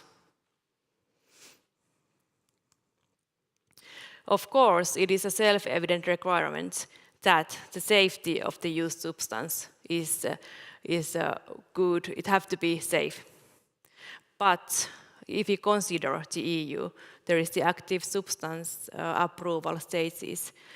It requires a huge amount of data. It requires a huge amount of money, of course, to fulfill that data in some situations. That really put the applicant into uncertain situation. And that is also the point that in the meanwhile of the registration process, the authorities can require new studies. And we have to be, has to be also noted that if to fall under the basic, quite strong regulation within the EU, there is a lot of also animal studies that are required in this kind of. This is a very busy slide, but I just want to show you about the differences between these two global EU and the US. You can see here new active ingredients, application, and product authorization. These are green because basically if you are starting with the new active ingredient, you have to be ready that this evaluation period will take 5 years or even more, because then you have to also get authorized your own product, which will take at least 2 years. So the first case scenario for EUs, and if you fall under this most regulated route, is 7 years and a lot of money. However, there is this simplified process. This is very strict as well. It is very hard to get in these kind of processes because there is so many data requirements, not data requirements, but different requirements based on your substance. So here, this is really a shorter route that in EU we have. If we consider the US, now we have to note that here we only see those application routes for these nature-based type of products. Here we do not include about the normal antimicrobial synthetic active substances because they have many possibilities here. But in EU, basically this is the normal route and this is the only option. If you cannot get here, it's very problematic. Here we have the biopesticides, which really, as I described, can be thought as a nature-based low-toxic substances and the product regulation. of course, there is a lower requirements for the studies, and then you also can get these approvals about 2 years, 3 years time. Yeah, it costs money, but not as bad as comparing to the EU. Then, of course, there is these treated article exemptions, which basically can be done within a year. So all of these options could be possible for these kind of nature-based substances and products. But I can say that it's lacking here. So the regulatory compliance is a fundamental prerequisite, it's for sure. We really need extreme regulatory and research and development intelligence to cope with the regulatory schemes, because they are so different and there are so many different lists to take into account. We could say that the existing regulatory framework hampers the innovations towards more sustainable biocides within the EU. There is a lot of costs, delays, changing requirements already under the one regulatory scheme, and also there is risk getting the new products to market. One issue as well is that basically these sustainable claims cannot be made in EU. Some of course you can do, but there is a restricted claims that you can make, and you cannot find any advantages for if you are using a lower risk biocide, because the authorities doesn't promote those at the moment. They could be shown more about the information, what actually means if you have this simplified procedure, if you have the product that compiles the simplified procedure. So, if we have so many sustainability drivers, but we do not have the accelerated pathway, it's a little bit complicated to get the products on the market. And you really have to do the regulatory and research and development intelligence that you will actually fulfill all requirements that are in the simplified authorization process. As a conclusion, nature-based technologies that are sustainable and safer alternatives does not pose regulatory advantages in all regions. Somewhere, yes, but not definitely everywhere. This raised the question that how we ensure and demonstrate the compliance for nature-derived substances without an appropriated scheme. As I said, the regulatory approvals are timely and very costly, often insufficient and lacking the middle routes for an accelerated pathway. The dossiers are very complex, costs are very high, and there is require close planning and require a lot of teamwork and consultancy as well. Yeah, we can say that we really would need accelerated pathways, at least in the EU, that should support nature-based, more safe and more environmental friendlier products and active ingredients.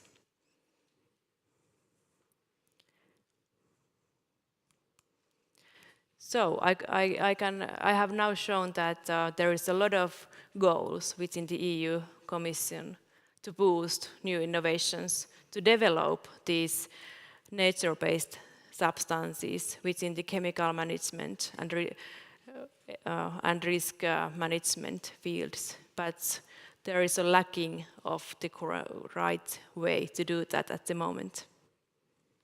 So thank you.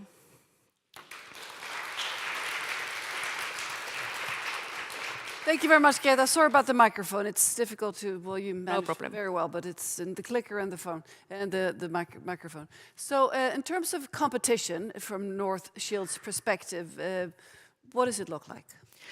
Yeah, I can say that there are all main used companies, they try to develop these nature-based and better alternatives, but it is extremely hard to find those kind of formulations that actually suits well within these processes because of the requirements are very strict. So there are, of course, those competitions, and there are technologies that are developed from nature-based substances, but often they lack the durability and the efficacy as well. But on the other hand, we see there's demand from the customers because we are becoming more and more aware of what we bring on our skin and also what happens when we wash our textiles. It pollutes the waters, it creates all sorts of problems downstream, literally. So how important is the customer pressure in this business? It is very important because the customers actually is the voice that now should be heard also from to the regulatory side. So we have often concluded in many cases that normally it is the customers who should actually bring more of these issues because it is really needed, and it's just so strict control within the EU at the moment. Well, thank you very much, Greta, and best of luck at your important work. Thank you. Thank you.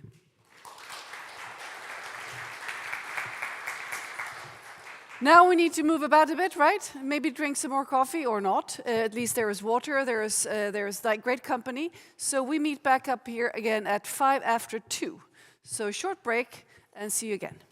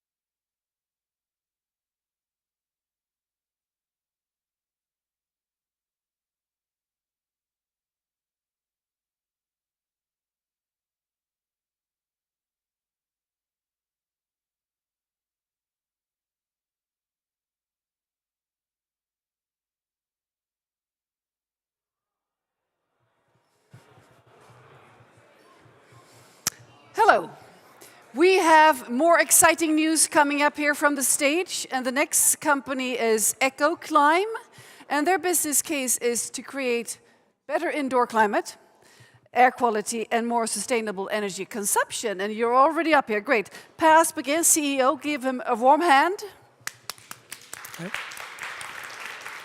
Well, thank you everybody, and thank you for the invitation.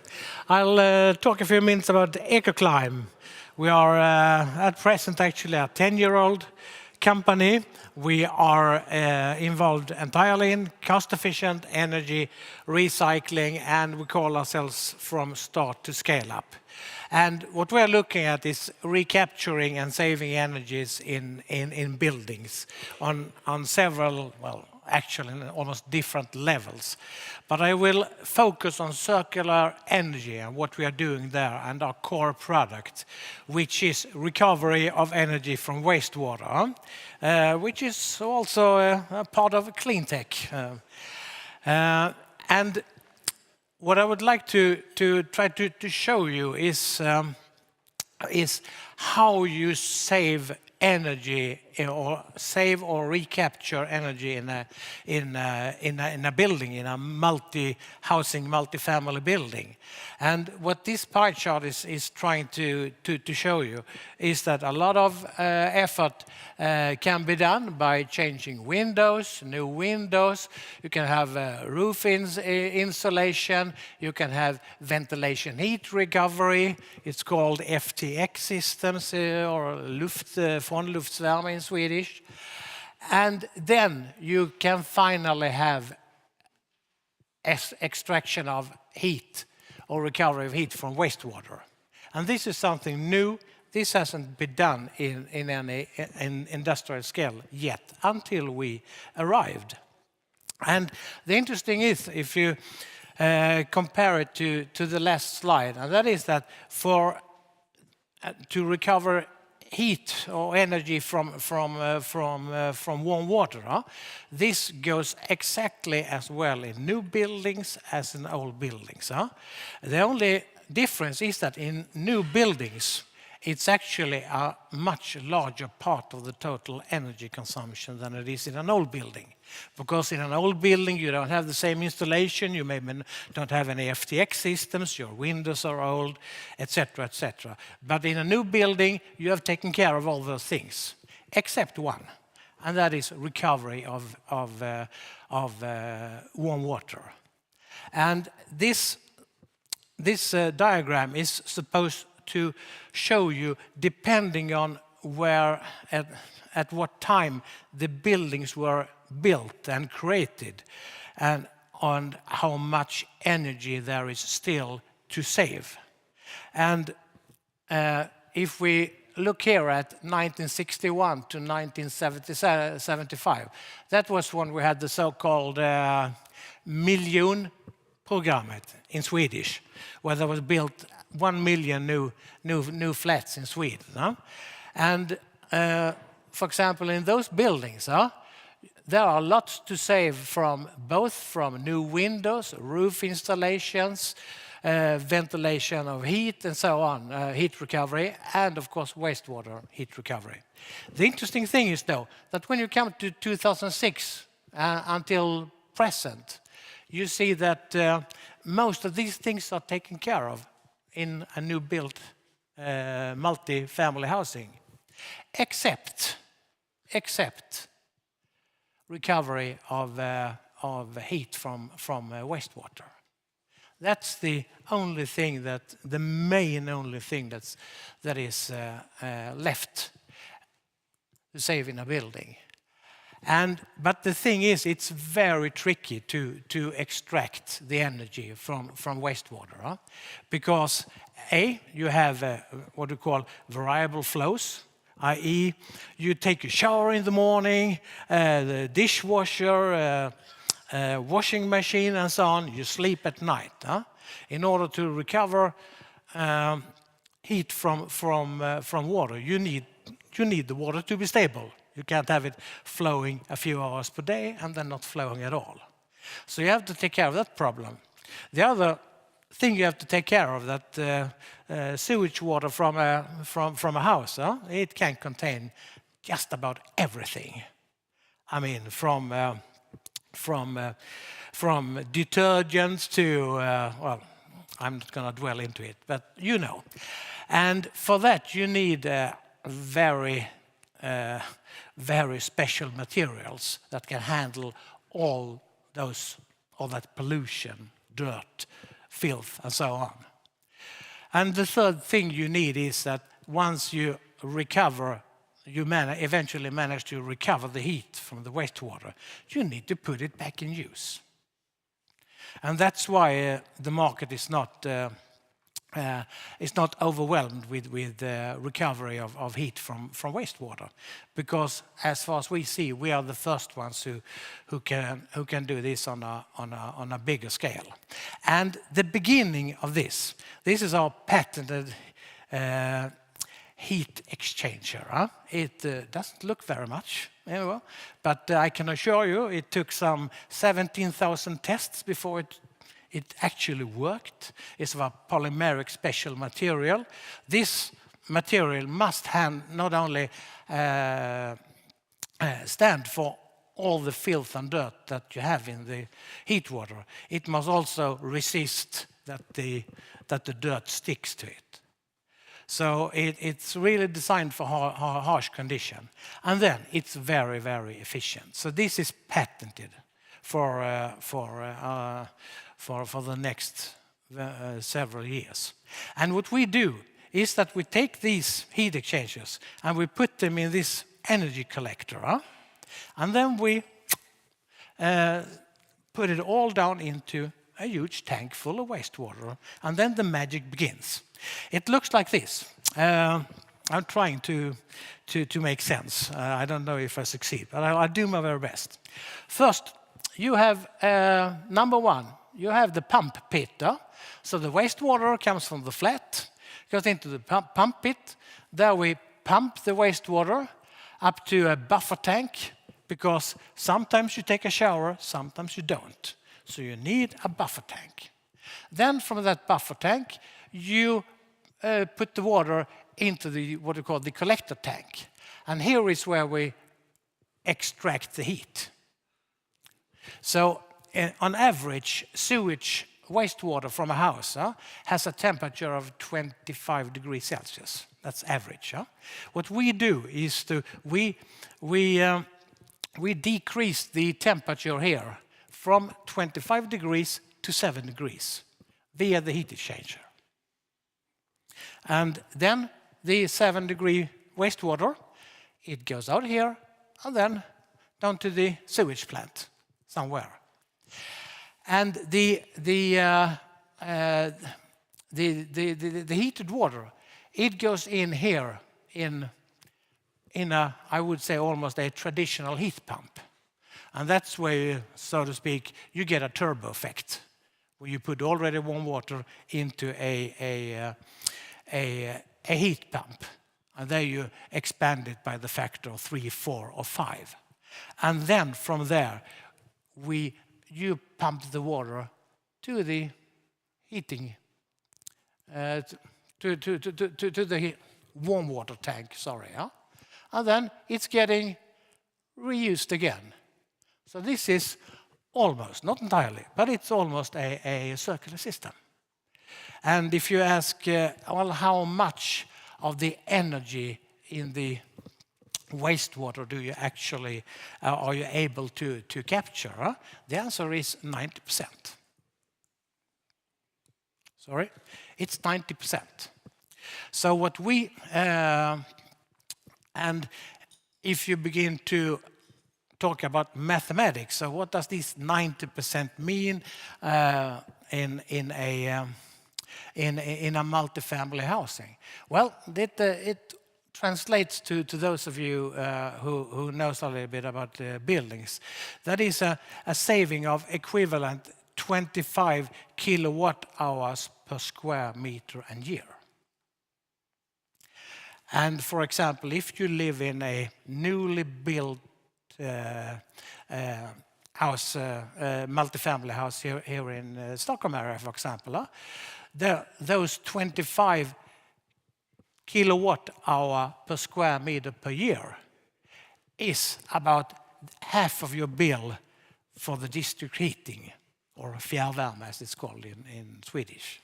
So it's a large amount of saving, and that's where the money is. So for us, we were established in 2013. Our founder, and we have slowly but safely been building the company since then, and had last year a turnover of close to 250 million, and we expect to grow a little bit more or significantly more this year. Our adjusted results as measured by Detta, 2022 was a kind of a disappointing year. It was several factors, but there were several cost and investments of more, well, non-occurring nature, which we don't see coming here in 2023, and we still see a pretty fast growth organically. So when we look at 2023, we used the word of mastered optimism. I don't know if it's the prudent in Swedish, I would say behärskad optimism, but mastered optimism, because as you can read here, we see 2023 really as it's a challenging year, no doubt about it, and especially in construction and new housing. It's been falling quite rapidly since last summer. Also, the rising interest level have left no one unnoticed, especially not the last few days. And those, of course, increase investment costs. But what we see on the other hand is that, well, we have significantly higher energy prices and what we thought for just a couple of years ago. So, and when we measure these both positives and negative, it comes out recently okay. And so far this year, we discussed this as late as the other day. We were looking at, well, what's the outlook for this year? Things do look kind of gloomy if you read Dagens Industri or Financial Times or whatever.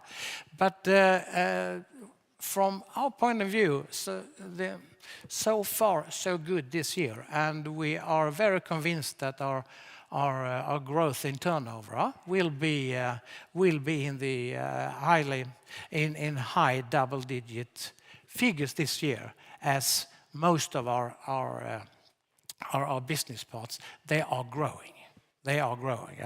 And that's, of course, because we do see this increased interest and need from clients who not only want to make money on saving energy, but they also want to really reduce their CO2 emissions.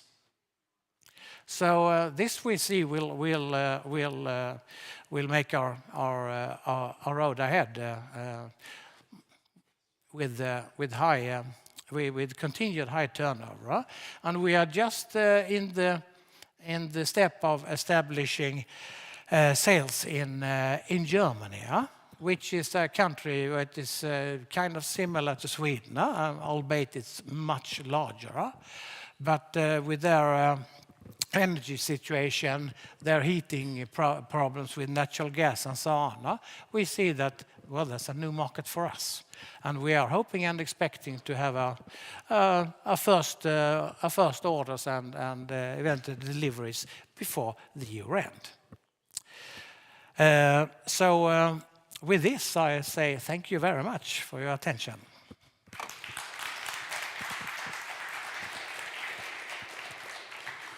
Well, thank you very much, Per. This is obviously a huge market, but what competitors do you have in this field? Actually, we have no direct competitors when it comes to extracting heat from sewage, because there are no other systems. So the actual competition would be from other either energy recovering, heat recovering, like FTX, air recovering from air, or sunshine panels or something like that. But to extract heat from wastewater, no. So far, no one. That's good news for you, of course, for the investors too. So when you look at retrofitting, because we do have lots and lots of buildings that need to be renovated, not to mention the ones that you mentioned before, the ones that were constructed in the 60s and the 70s in Sweden. We have them all over Europe, and they need to be retrofitted. How costly or efficient? I mean, is that a big market for you retrofitting versus the market of new construction, building? Because these tanks they're not tiny. No, they're not that tiny. So they are, I would say that of course, it's easier in new production, yes. Because then you design for it and it's a little bit cheaper. But it works quite well in older buildings as well. Not in all buildings, but in surprisingly many. Absolutely. So you either store this in your basement, and you need a room of 35 square meters with 2.5 meters height. That's more or less all. Because the beautiful thing is that almost all sewage in a house, it comes from all kinds of appliances, all kinds of flats, but it ends up in one pipe. And you got to find that pipe, and there you access the wastewater from there. It's a fascinating technique, and will be exciting to follow the progress. Thank you very much. Thank you. Thank you. Thank you. The next company to present is Absolicon, and Joachim Byström is waiting here, the CEO. It's a company that aims to conquer. There you are, Joachim. I noticed you were sitting down there preparing. I also noticed a note that you came from another meeting, so you've been keeping busy today, and also you were on the panel. Solar concentrators, and you're also working to establish a distributor network, but I'll hand it over to you. Okay, thank you. Hasn't it been a little slow with the presentations here today? Don't worry, we will solve this now.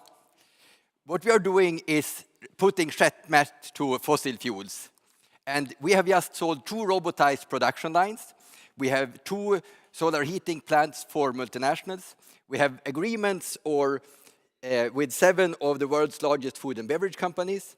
And we can today also produce how we can have 100% solar heat and hydrogen solution. We are listed on Spotlight Next, but our core competence is the world's most efficient solar concentrator with 76% efficiency. And we have 88 patents pending or granted. But what we sell is a robotized production line that can mass produce the solar collector. And this we do together with ABB. The third thing that we do is that we cooperate with the world's largest food and beverage companies. And you will hear more about this. Some climate introduction. We are working to keep the temperature below 1.5 degrees. And to do that, we need to have net zero emissions in the second half of this century. Luckily, all the 197 countries of the world has agreed to this. But to do that, we need to cut the CO2 emission by half every decade. You know this. You want Rockström stuff. This is what IPCC has decided to put as a roadmap. Go from 40 today to 20 in 2030, to 10 megaton in 2030, and to 5 megaton in 2050. So the fossil fuel need to reduce like this, but at the same time, the energy consumption will increase. More people want to have nice jackets and cars and air conditioning. So we have this big gap in between that we need to fill with renewable energy and then primarily solar energy. At the same time, as we are going to surf down this CO2 from the fossil fuel, we are going from being 8 billion people on Earth and 1 billion who are well off to get 10 billion people on Earth and 4 billion who have the same living standard than us. So the global economy will increase 4 times. But already today, when 1 billion people is living this life, we are consuming more resources than what the Earth can provide. If we just would upscale this 4 times, there's no way the ecosystem would survive. So we need to redesign how we do clothes, how we do food, how we do energy. And here we have three things that humanity need: electricity, transport, and heat. And now you know it, should we say it all together? 20% heat, 30% transport, 50% heat. So heat is half. Here we have it, like this. So if it's something I want you to bring from today is this picture and this logo that you will see around. So everything we consume is made by heat. The textile, the cheese, the beer. But if we want to go then to have a zero CO2 emission dairy, how do you do this? Well, the dairy plant, it has a quarter of the energy consumption is electricity, and 3/4 are heat, basically steam that comes from a big oil burner in the back of the dairy plant. The electricity, the multinationals have already solved. They basically lift the receiver and call their electricity provider and ask them to build some wind power that they could partly pay for, so they get the green electricity. So most of the multinationals, they today have 100% renewable electricity, which is fantastic. Sometimes this is mixed up so that they say like we have 100% renewable energy. But it's only the electricity that they have solved. The 3/4 that is heat is still coming from their old oil boiler in the back of the brewery plant. But this we can replace by having concentrated solar that produce the steam that the brewery needs. When you ask the big international energy agencies, IRENA and IEA, what this transition from oil burner to solar thermal will look like for those industries, they say that, well, this will be a market of up to 2050, $1 trillion. And it's both IRENA and IEA for some different reports. But today, this is a super small market, and the multinationals have not yet started this transition on the heat sector. Our solution is to provide concentrated solar energy. We focus the light, like with a magnifying glass, up to 160 degrees, and provide this steam to replace the fossil steam that they are using today. We are super proud of this collector. It's a product made of steel and glass that follow the sun during the day to produce this 160-degree hot steam. And we are looking at making hundreds of millions of square meters of those solar collectors. When we do that, it's of course important that we don't destroy the world's climate while building the solar collector, isn't it? But luckily, we have, by using life cycle analysis in the start of the company, taken away all the parts that has big CO2 impact. So a normal PV panel, it has about 40 grams per kilowatt hour when it produces electricity. But our panels, we only have 8 grams per kilowatt hour when we produce renewable heat. So we can make those hundreds of millions of square meters without destroying the climate. Also, if you look at other, like eutrophication of water, the ozone layer depletion, ecotoxicity, we also get much better. So the small yellow piece is the solar collectors, and the grayish, brownish is the oil and gas. We have protected our solution with no less than 88 patents, pending or granted. And we also, of course, have model design protection, and you have in China utility models, and we also protect the brand. And now we build this kind of small installations around the world where we demonstrate how the solar collector can produce steam for different applications. Those are quite small installations compared to what they will look like in the future, but they are big enough to prove the technology and teach the customers how to operate them. This is Colgate-Palmolive. This factory makes this green washing detergent, Yes, for the whole of Europe. And our solar collectors provide 100% of the heat needed for one of the processes in the industry. So this is how we envision that the industries of the future will provide the heat. So our offer to the multinationals are industry powered by solar heat. And when I had presentations 1 year ago, I was super happy to be able to present this list. We have been able to sign with the 7 largest food and beverage companies in the world. We have signed a pilot installation with Carlsberg, a pilot installation with Asahi, a pilot installation with Daniel Midlands, a pilot installation with Anheuser-Busch InBev that has Budweiser. We have site feasibility studies with Pepsi. We have an accelerator with Coca-Cola. And we have one more on the left side who don't want to go public. So we have here a fantastic opportunity to help those companies go away from their fossil boilers. So that was 1 year ago. Okay, what happened in this year? Well, we built installations.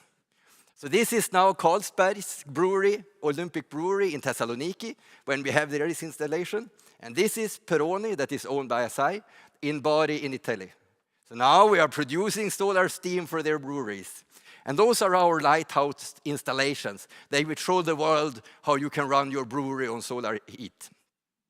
This installation is unique because we produce both the steam and the pressurized hot water. And the tank you can see in the middle, it's a heat storage that makes it possible to run the brewery on solar heat both day and night. This is, of course, a fantastic progress for the multinationals and for Solicon. And those installations in Greece and Italy will be the cornerstone of our marketing the coming year. And we're not really alone here. We got very good help from them. This is the annual environmental report of Carlsberg. I recommend you to read it. But because if you turn to page 8, it's a full page with Absolicon. And they are saying, we are brewing with the heat of the Greek sun. This is marketing you cannot buy. You know, all the multinationals, they read each other environmental reports and see what they should come up with to the next year. So I think we have now a really good thing going on with those 7 biggest food and beverage companies in the world. But what we sell is not the solar collectors. What we sell are the robotized production lines, because we want to have hundreds of millions of solar collectors, and we can never make them in Sweden and ship them around the world. So the big prize for Absolicon is, of course, to sell production lines, yes? And this we deliver with ABB that help us with service and supply. And we are the only company in the world that has a solution for a rapid rollout of this industrial technology. There are 6 stations with robots that you put in steel and glass in one end, and you get a ready solar collector in the other end every 6 minutes. And the revenues for Absolicon is the sales of the production line, the materials for the solar collectors, and the license revenue. Now, we have sold 2 production lines in December. Order value 86 million, 1 to Canada and 1 to Egypt, that we will have up and running in the beginning of next year. And here you get this explosive mix. We have the multinationals that have the need of solar thermal. We have our 2 pilot lighthouse installations with Carlsberg and Peroni that display that the technology works in the brewery. And we have the 2 sold production lines that prove that the local entrepreneur can make money out of selling solar collectors to the multinationals. And with this base now, we are ready for this rapid upscale that we've been working for since we were listed in 2017. What we're also doing is we're getting better and better in signing those production lines. This installation with Canada, it took 14 months to sign. In Egypt, it took 11 months to sign, and our goal is to have 6 months signing from we have the framework agreement with the provider until we have sold the production line at 40 million SEK. And the production lines we have very good profit on. I think a problem that renewable companies often have is that they sell a product that they have a bad margin. And the more they sell, the more money they lose. But that will not happen to us. We have a fantastic margin on the production lines. We can't tell because then the buyers would not pay as much as we charge them. So we have here a solution that actually puts Chasmet for fossil fuels. What does the market think? Well, these are the analyses that we got recently. It says here in Swedish that the calculated price could be 150 SEK on the share. This is another that says the valuation is very low. Here is a very nice from Affärsvärlden, putting a potential value of 1,000 million on Absolicon. And the last one is this from Kalkyl that we get as part of members of Spotlight that is on 140 SEK. So right now we are doing a right issue on 120 million SEK to be able to take those wins that we had this year with the pilots and the sold production lines and really to put this to the market. Also to continue building those lighthouse installations in other continents and we still have some cost reduction to do on the solar collectors. So this was the warm-up. Now comes the interesting part. And to do that, I will start talking about little district heating. This is what it looks like in Sweden. Every red point here is a district heating network. So half of all the multifamily houses in Sweden are heated by district heating. And that is done today by burning waste or burning wood fuel, or some heat pumps from Siemens. But you can also run those district heating plants with a solar field and a seasonal heat storage that store the heat from summer to winter. This is the Danish city of Dronninglund that has done this since 2012. They just dig an enormous hole in the ground, fill it with 90-degree hot water, and put a lid on top. This is the city of Toftlund. Here you can actually see the pit before it's filled up with water. This is simple technology, and it can power cities and industries with heat that is stored from solar collectors from summer to winter. And this is what I referred to in the panel, a technology that stores energy 800 times cheaper than batteries. This technology we also think is suitable in Ukraine. They have 70% of their district heating on Russian gas. We think when they rebuild their cities, they will like to have solar thermal instead of Russian gas. What we have now is a concept that can provide heat from the solar collectors, but we also cooperate with different technology partners to give a 100% solution for those industries. And this is the first time I have this presentation in English about the outlook, so it's a little technical, excuse me for that. Today, we have a solution for the multinationals that they can have an electric boiler that replaces the fuel and solar collectors that provide part of the energy. And in principle, we say that they can get 20% of the energy need of this dairy plant or this brewery from the sun. But the electric boiler, you know, it's not a good thing. The electric grids of Europe is not strong enough to handle that all the industries would get electric boilers, and we would need a forest of windmills to power the electric boilers of the industry. So what we propose here is to have the Danish pit storages in the industry. So the excess heat from the solar collectors we would put in the heat storage. We could charge it with a heat pump, and we can also use a high temperature heat pump, again, maybe from Siemens, to provide this 160-degree hot steam to the industry.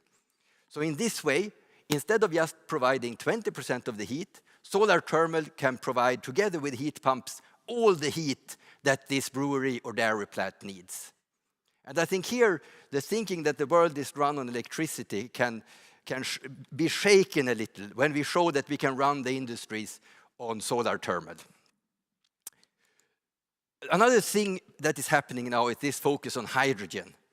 And you know, hydrogen is traditionally thought to be produced from water, and you have true electrolytes. But an alternative technology that is coming very strong is what calls high temperature electrolysis, where you actually don't use water, but you use steam.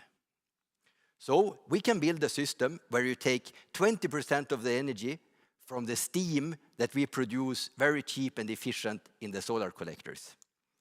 So today you have an industry that then gets solar thermal from the solar collectors and electricity maybe from PV, and they want to have a hydrogen system with a hydrogen storage. The hydrogen system has only 50% efficiency, making hydrogen to electricity again. But all those things we can change. We start by using 20% steam to produce the hydrogen, and then we recover all the heat losses from the hydrogen system. So all the electricity that is put into making hydrogen is not wasted, but it's recycled in the solar thermal system. It's combined with the pit storage to be able to provide a fully a system where all the energy is converted to either hydrogen or heat for the industry. So this is why we say that we have this checkmate for fossil fuel, that we can build systems now with concentrated solar collectors that both produce steam directly for the process, but we can also use those pit storages and store the solar heat from summer to winter and take with a heat pump the heat out of the storage and produce steam for the industry. And finally, we can provide 20% of the energy needed to make hydrogen or ammonia, and also recover all the heat in the hydrogen process. And ammonia is interesting because those multinationals, when they are cutting down their CO2 emissions, they look at their entire value chain. So they also care about what fertilizers their farmers use. And you know, today, 1% of the world's CO2 emissions is coming from producing fertilizers. The main exporters are Russia and Saudi Arabia, making fertilizers out of natural gas. But it doesn't need to be that way. We can do ammonia and fertilizers using parabolic troughs that make steam and some renewable electricity. So this was a little bigger story with the technical side that not so many have heard of. The main core of Absolicon is to do those robotized production lines.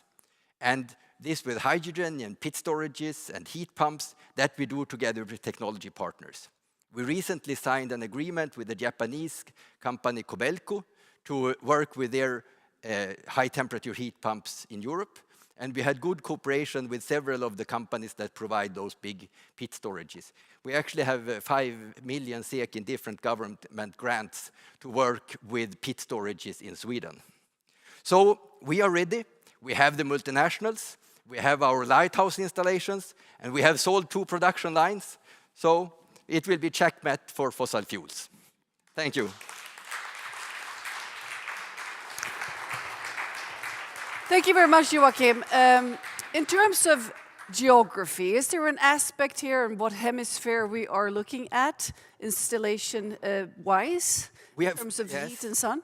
We are focusing now on the Mediterranean area, mainly because it's close to us and we have very good customers there. But actually, the solar insulation is good enough everywhere in the world to run this kind of system. It can work also in Sweden. It's more depending on what politicians have decided with subsidies and such things. In US, the IRA now have very good conditions, and that is one of the reasons why we sold this production line to Canada. But we will focus mainly on Mediterranean area for the coming year. So, excuse the pun, but are there any clouds on your sky in terms of the future, or is it all sunny and bright? In terms of development here, what threats do you see? I think the big challenge is still getting people to understand that the heat is half and that they need to look in the heat. But for the multinationals, they have already exhausted their ability to reduce the CO2 emissions because they took away the electricity. That was really easy for them. Now their commitments need to be met by reducing the burning in their own plants of fossil fuel. And that is tricky. So we need to convince them to start that. And of course, this is also about communicating, because if you communicate that you are 100% renewable, but only you fail to communicate that it's only in the electricity part, it's greenwashing. So we need to keep an eye on the terminology here. And journalists, they don't difference between energy and electricity. You see they all the time. They talk about the energy system when they mean the electricity system. Mm-hmm. But I would say this with clouds and challenges, it's to run this kind of company, growing this quick, building 2 installations in a year, that is challenging. Mm-hmm. And I would say that the technology will not give us problems. It's how we manage the company. This is the challenge, and to manage this growth and capital raises and everything. Well, best of luck, Joachim, and thank you for the energy. Thank you.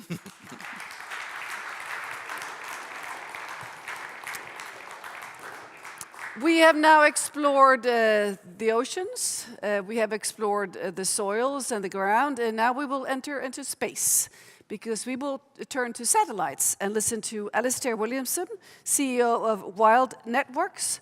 They're helping modern businesses making essential connections, gathering data. There you are, from remote locations via satellites. So you have our full attention. Give him a warm hand. Okay.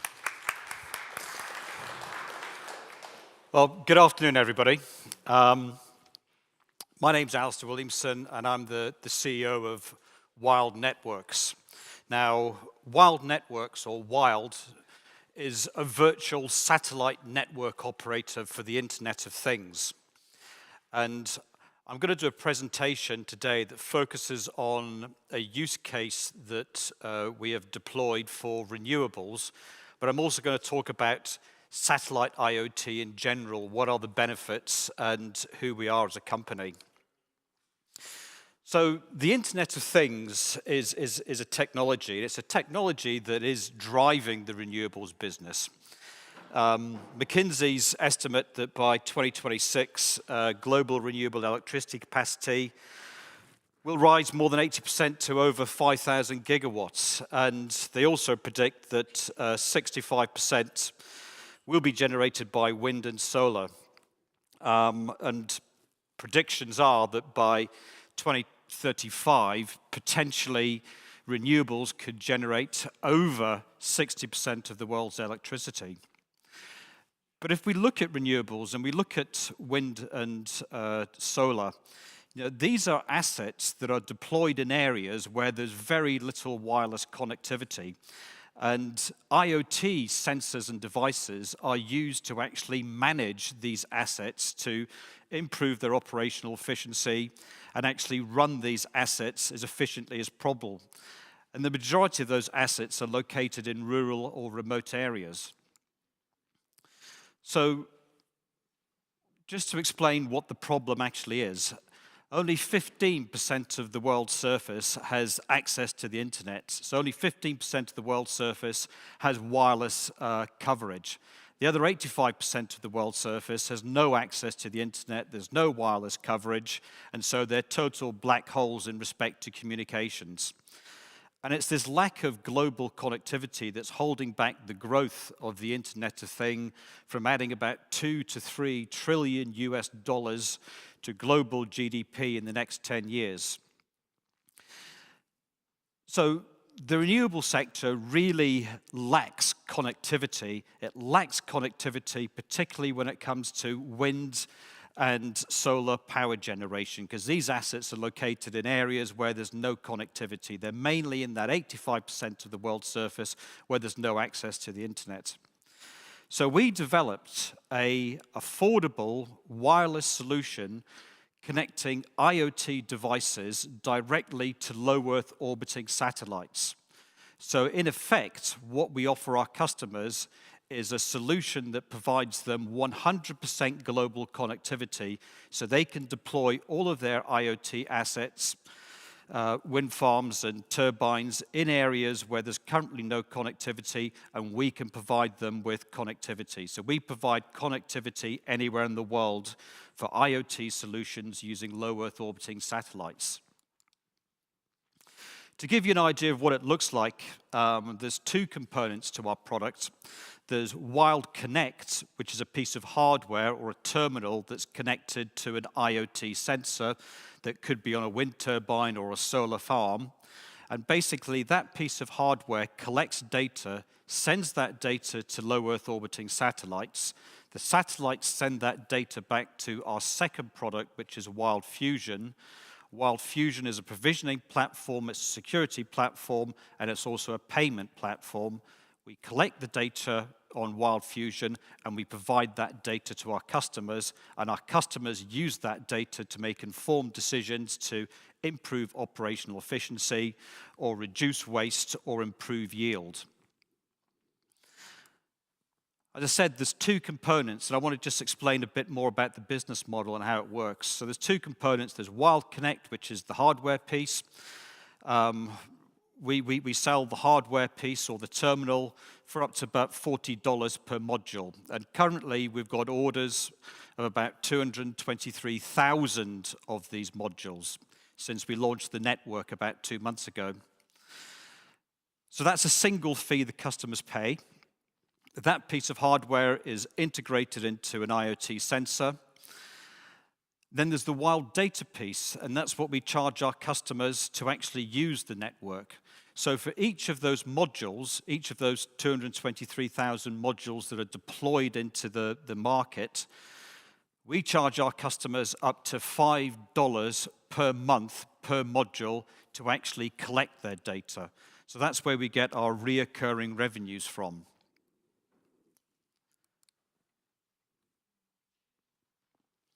Now, it's not just the renewable sector we're focusing on. That's just one small portion. You know, we're helping multiple customers meet their environmental and sustainability goals. As you can imagine, we're addressing markets that predominantly have assets in that 85% of the world's surface where there's no connectivity today. So we're addressing agriculture, and there's a lot of technology being deployed in agriculture to reduce the waste of water and to increase the yield of crops. We're addressing utilities, whether it be water, electricity. We're addressing the environmental sector, measuring plastics in oceans. We're addressing the oil and gas sector, whether it's looking at collecting data on corrosion of oil pipelines, or looking at wind shear on electricity pylons. We're also working in the maritime sector. As you can imagine, there's obviously no connectivity in the maritime sector, so we're providing that connectivity for our customers, whether it's managing fish farms, looking at coral reef, wave and current monitoring. And then obviously there's the logistics part of the business for us. As you can imagine, logistics, we're actually transferring containers from location A to location B. They're all looking for connectivity to ensure that all of those goods are delivered from A to B and are unperished when they arrive in their final destination. So they're looking for connectivity. We provide them with that connectivity utilizing our solution.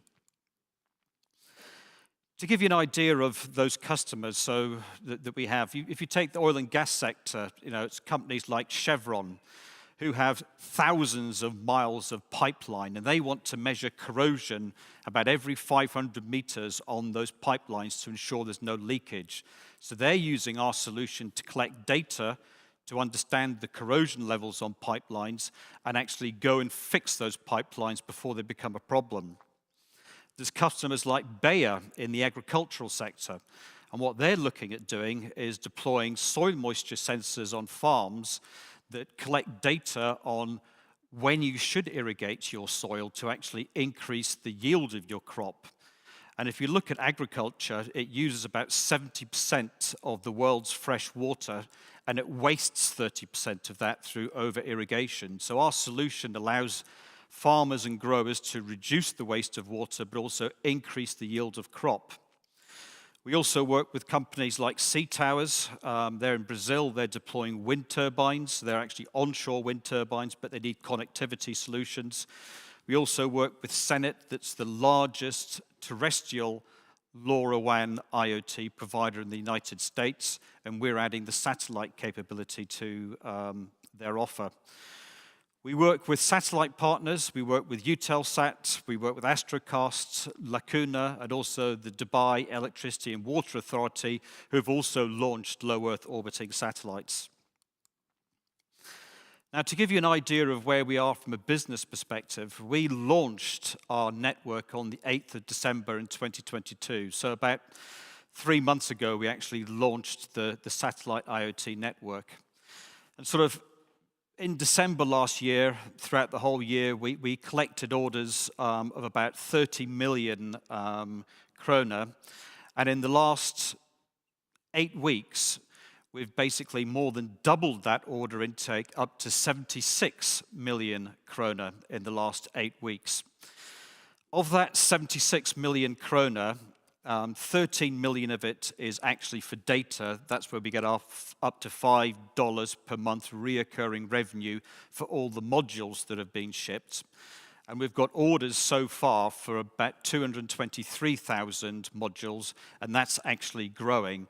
And once those modules are deployed, we'll then start to get the data business of up to $5 per module per month.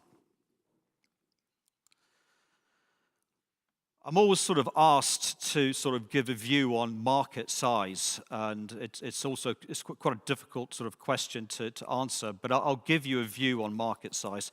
So the total addressable market by 2025 for satellite IoT solutions is about $11.9 billion US. But when we actually strip out what we can deliver, so what Wild can deliver, and look at what our total addressable market, so the market we're going after, It's obviously smaller than the $11.9 billion US dollars, but we're going after a market of about $1.3 billion US dollars by 2023. And that sort of represents a market share on the 11.9 billion of about 9.15%. So that's the size of the market we're going after. But to finish the presentation, I'd just like to sort of give you some investment highlights. Why invest in Wild? Well, I think I've demonstrated to you we're solving a real-world problem. We're providing our customers with 100% global connectivity for their Internet of Things devices and sensors. They're utilizing our connectivity solutions to support their environmental and sustainable goals, whether that's actually reducing spillage of oil, whether that's reducing the amount of waste of water, whether that's actually increasing the yield of crop in agriculture. We're actually helping our customers meet their environmental and sustainability goals. So we are solving a real-world problem. Secondly, the size of the market. And this morning, I presented at another forum where we launched our 5G solution. So as of this morning, we're actually building 5G NB-IoT onto our products. So we've basically doubled the size of our market. As I said earlier, we're addressing a market that's applicable to Wild of about $1.3 billion US dollars by 2025. Third piece, I always talk about why invest in Wild. We've got a really nice business model. We have a business model where we're selling a piece of hardware, which is the Wild Connect hardware terminal, that collects the data from a sensor and sends it to satellite. And then we charge our customer for each of those Wild Connect modules. We charge our customers up to $5 per month per module or terminal. And that's where we get our reoccurring revenues from. And what you'll see is that as we are shipping out Wild Connect hardware modules, the revenue at the moment will be predominantly coming from those hardware modules, but over time we'll start to see that monthly reoccurring revenue really accelerating and being the predominant revenue contributor to Wild. Fourth piece is we've got patents pending, and we've also trademarked every conceivable variation of Wild networks and Wild. And as I said, we have already demonstrated since launching the network on the 8th of December last year, so 8 to 12 weeks ago, we launched the network. We've already generated an order backlog of over 76 million krona. So I thank you very much for listening, and hopefully you got a better flavor of who Wild Networks are.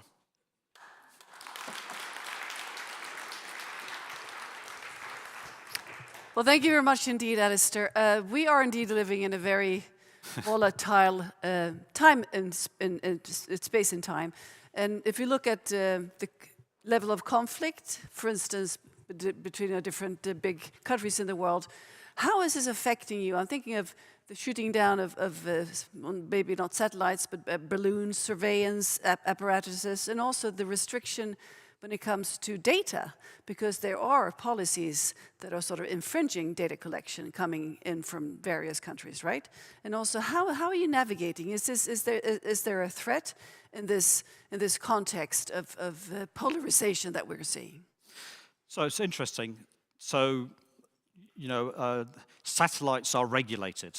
We can't just throw a satellite up without, obviously, it being regulated. So there are regulations in place that dictate where you can put a satellite, which orbit it's in, what frequency it's using. So you need to get approvals from different countries to get approvals to utilize that frequency. And that's quite complicated. But what we've done is to make the solution very affordable and easy to roll out. We are using what they classify as regulated but unlicensed frequency. So the spectrum or frequency that we're using is allowed to be used anywhere in the world. Oh. So we've overcome that really serious regulatory problem you talked about. Well, that's good news. Yeah. Excellent. So looking ahead, 5 years from now, where do you think Wild will be? in the marketplace? Well, in 5 years' time, we will be a global satellite network operator for the Internet of Things. But obviously, we're evolving our solution as technology evolves. So, we started off with a protocol called LoRaWAN, and that's the technology we currently have at the moment in communicating with satellites. This morning, we basically made an announcement we're going to put 5G NB-IoT onto our module, so we're moving into the 5G space.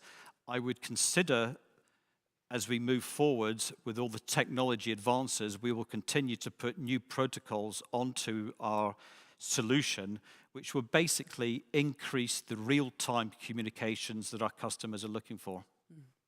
Very exciting indeed. Thank you very much, Alistair. Pleasure. Thank you. Thank you. Thank you. And last but not least, Insplorion, Johan Rask, CEO. Please give him a warm hand. Johan, you have 4 branches of operation, and you will walk us through them. 3? 2? Oh, you changed since I last spoke with you. Okay, great, excellent, exciting to hear. This works. So hello, I'm Johan Rask. I'm the CEO of Insplorion.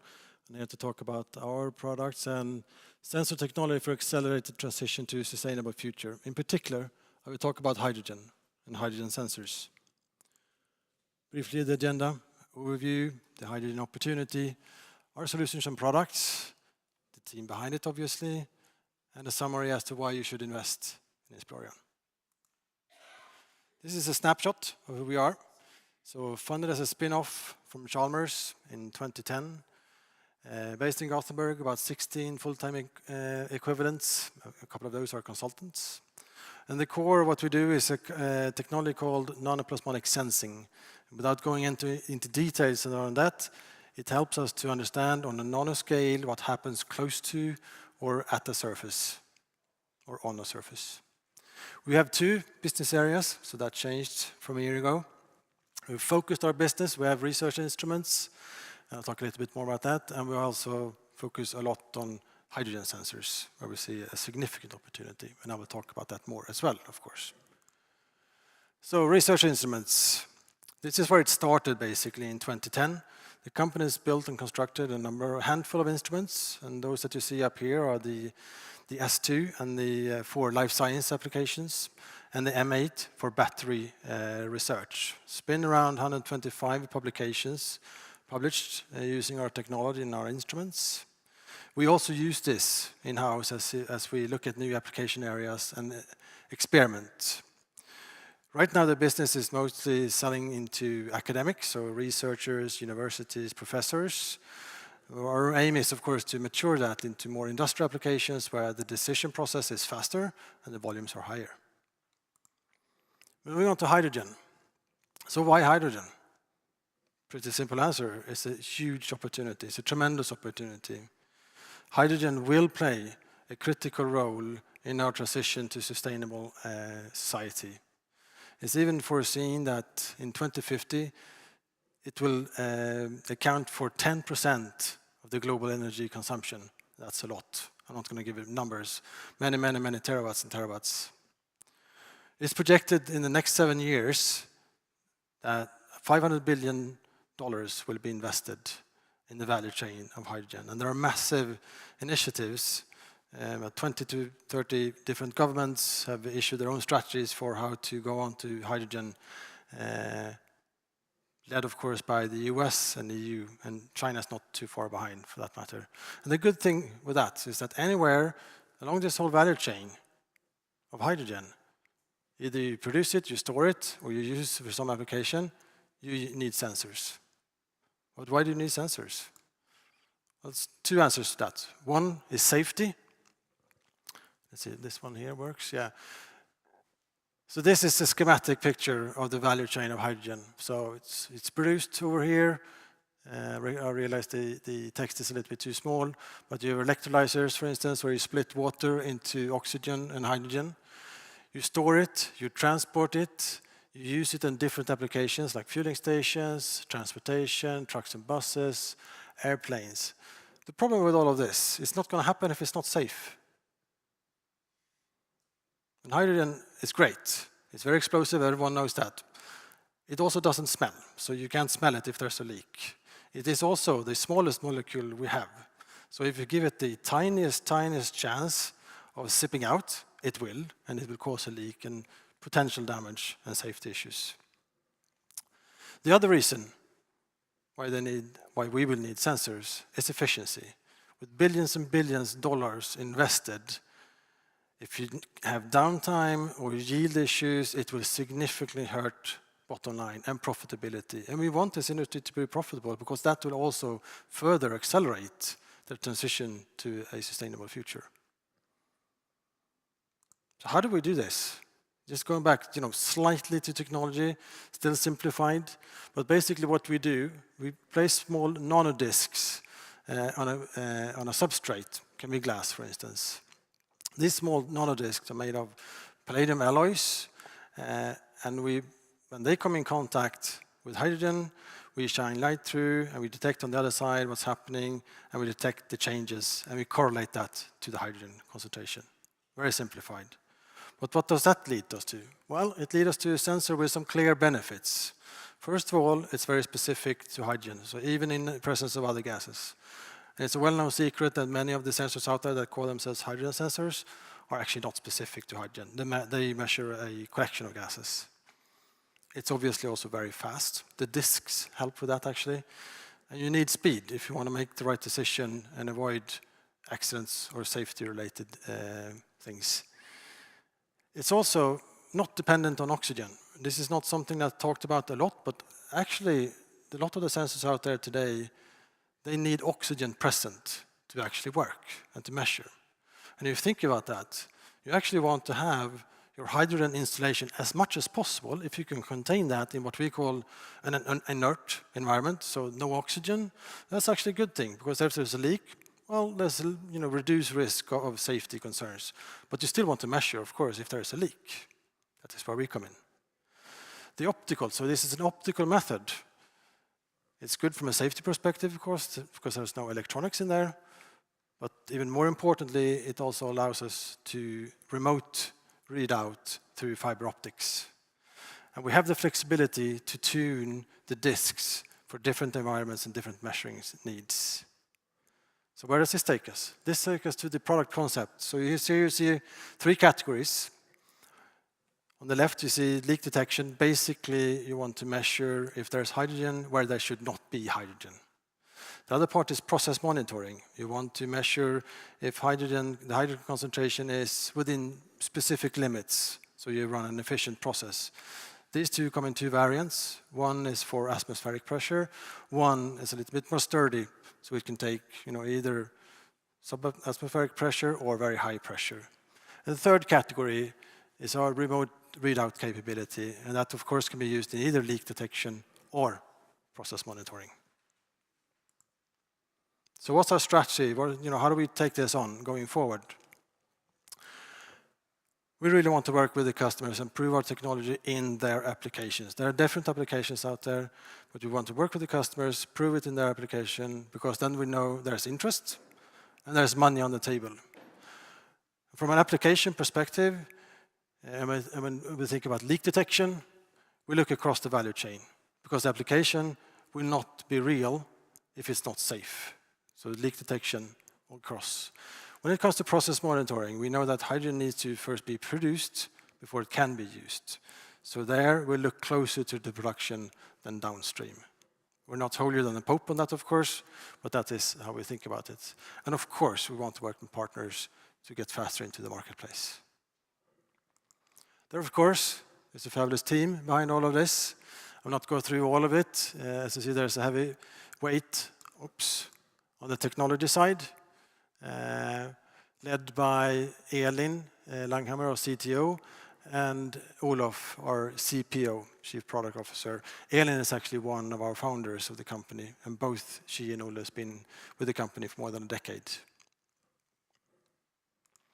We also have a board, of course, spearheaded by Jonas Ehinger, who's our chairman. He's also the CEO of Gapway. He's joined by John, Ulla-Britt, and Anders, all of them with vast international experience and from startups to larger company. And last but not least, of course, we have Magnus Jonsson, who's also the chairman of PowerCell. So why should you invest in Inspellion? Well, it gives you key exposure to a tremendous opportunity of hydrogen. This is a very exciting field.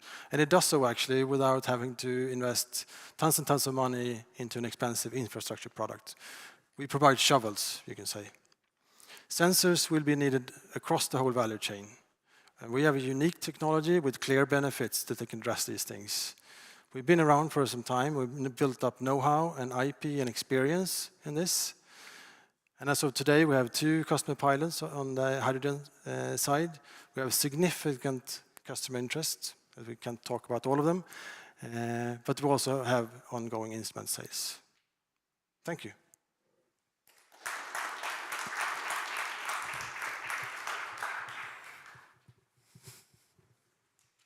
Thank you very much, Johan. Thank you. So it's 2, not 4. I've got that now. Excellent. Focus is good. Yes. So in moving forward, what challenges do you see in terms of logistics? Because you need a lot of materials coming in. There are alloys that might be difficult to source.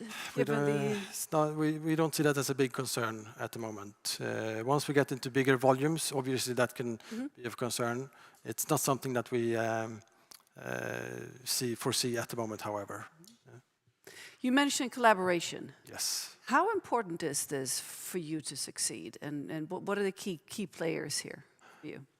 It's very important. If you think about, also productification at the end, but also the commercial route. And if you think of a big company, you're building, let's say green steel, or someone where you build a large electrolyzer. Where do you want to buy your sensors from? Well, you typically want to buy your sensors from, a larger company with a brand, etc. So, a priority for us is to create partnerships with those type of companies that can bring the products all the way out there to the customers. Makes a lot of sense. Well, thank you. I think so too. Yeah. Well, thank you very much, Johan, and best of luck. Thank you very much. Thank you for having me. All right. This presentation concluded this fantastic day. We have listened to trailblazers, to innovators, and fantastic people that really drive this transition. And we now need, of course, more money into this field because we are in a hurry and there are great business opportunities. So let's see what we can do together, huh? And the next Naventus Renewables Summit will be taking place this fall. So stay put and stay posted. Thank you very much.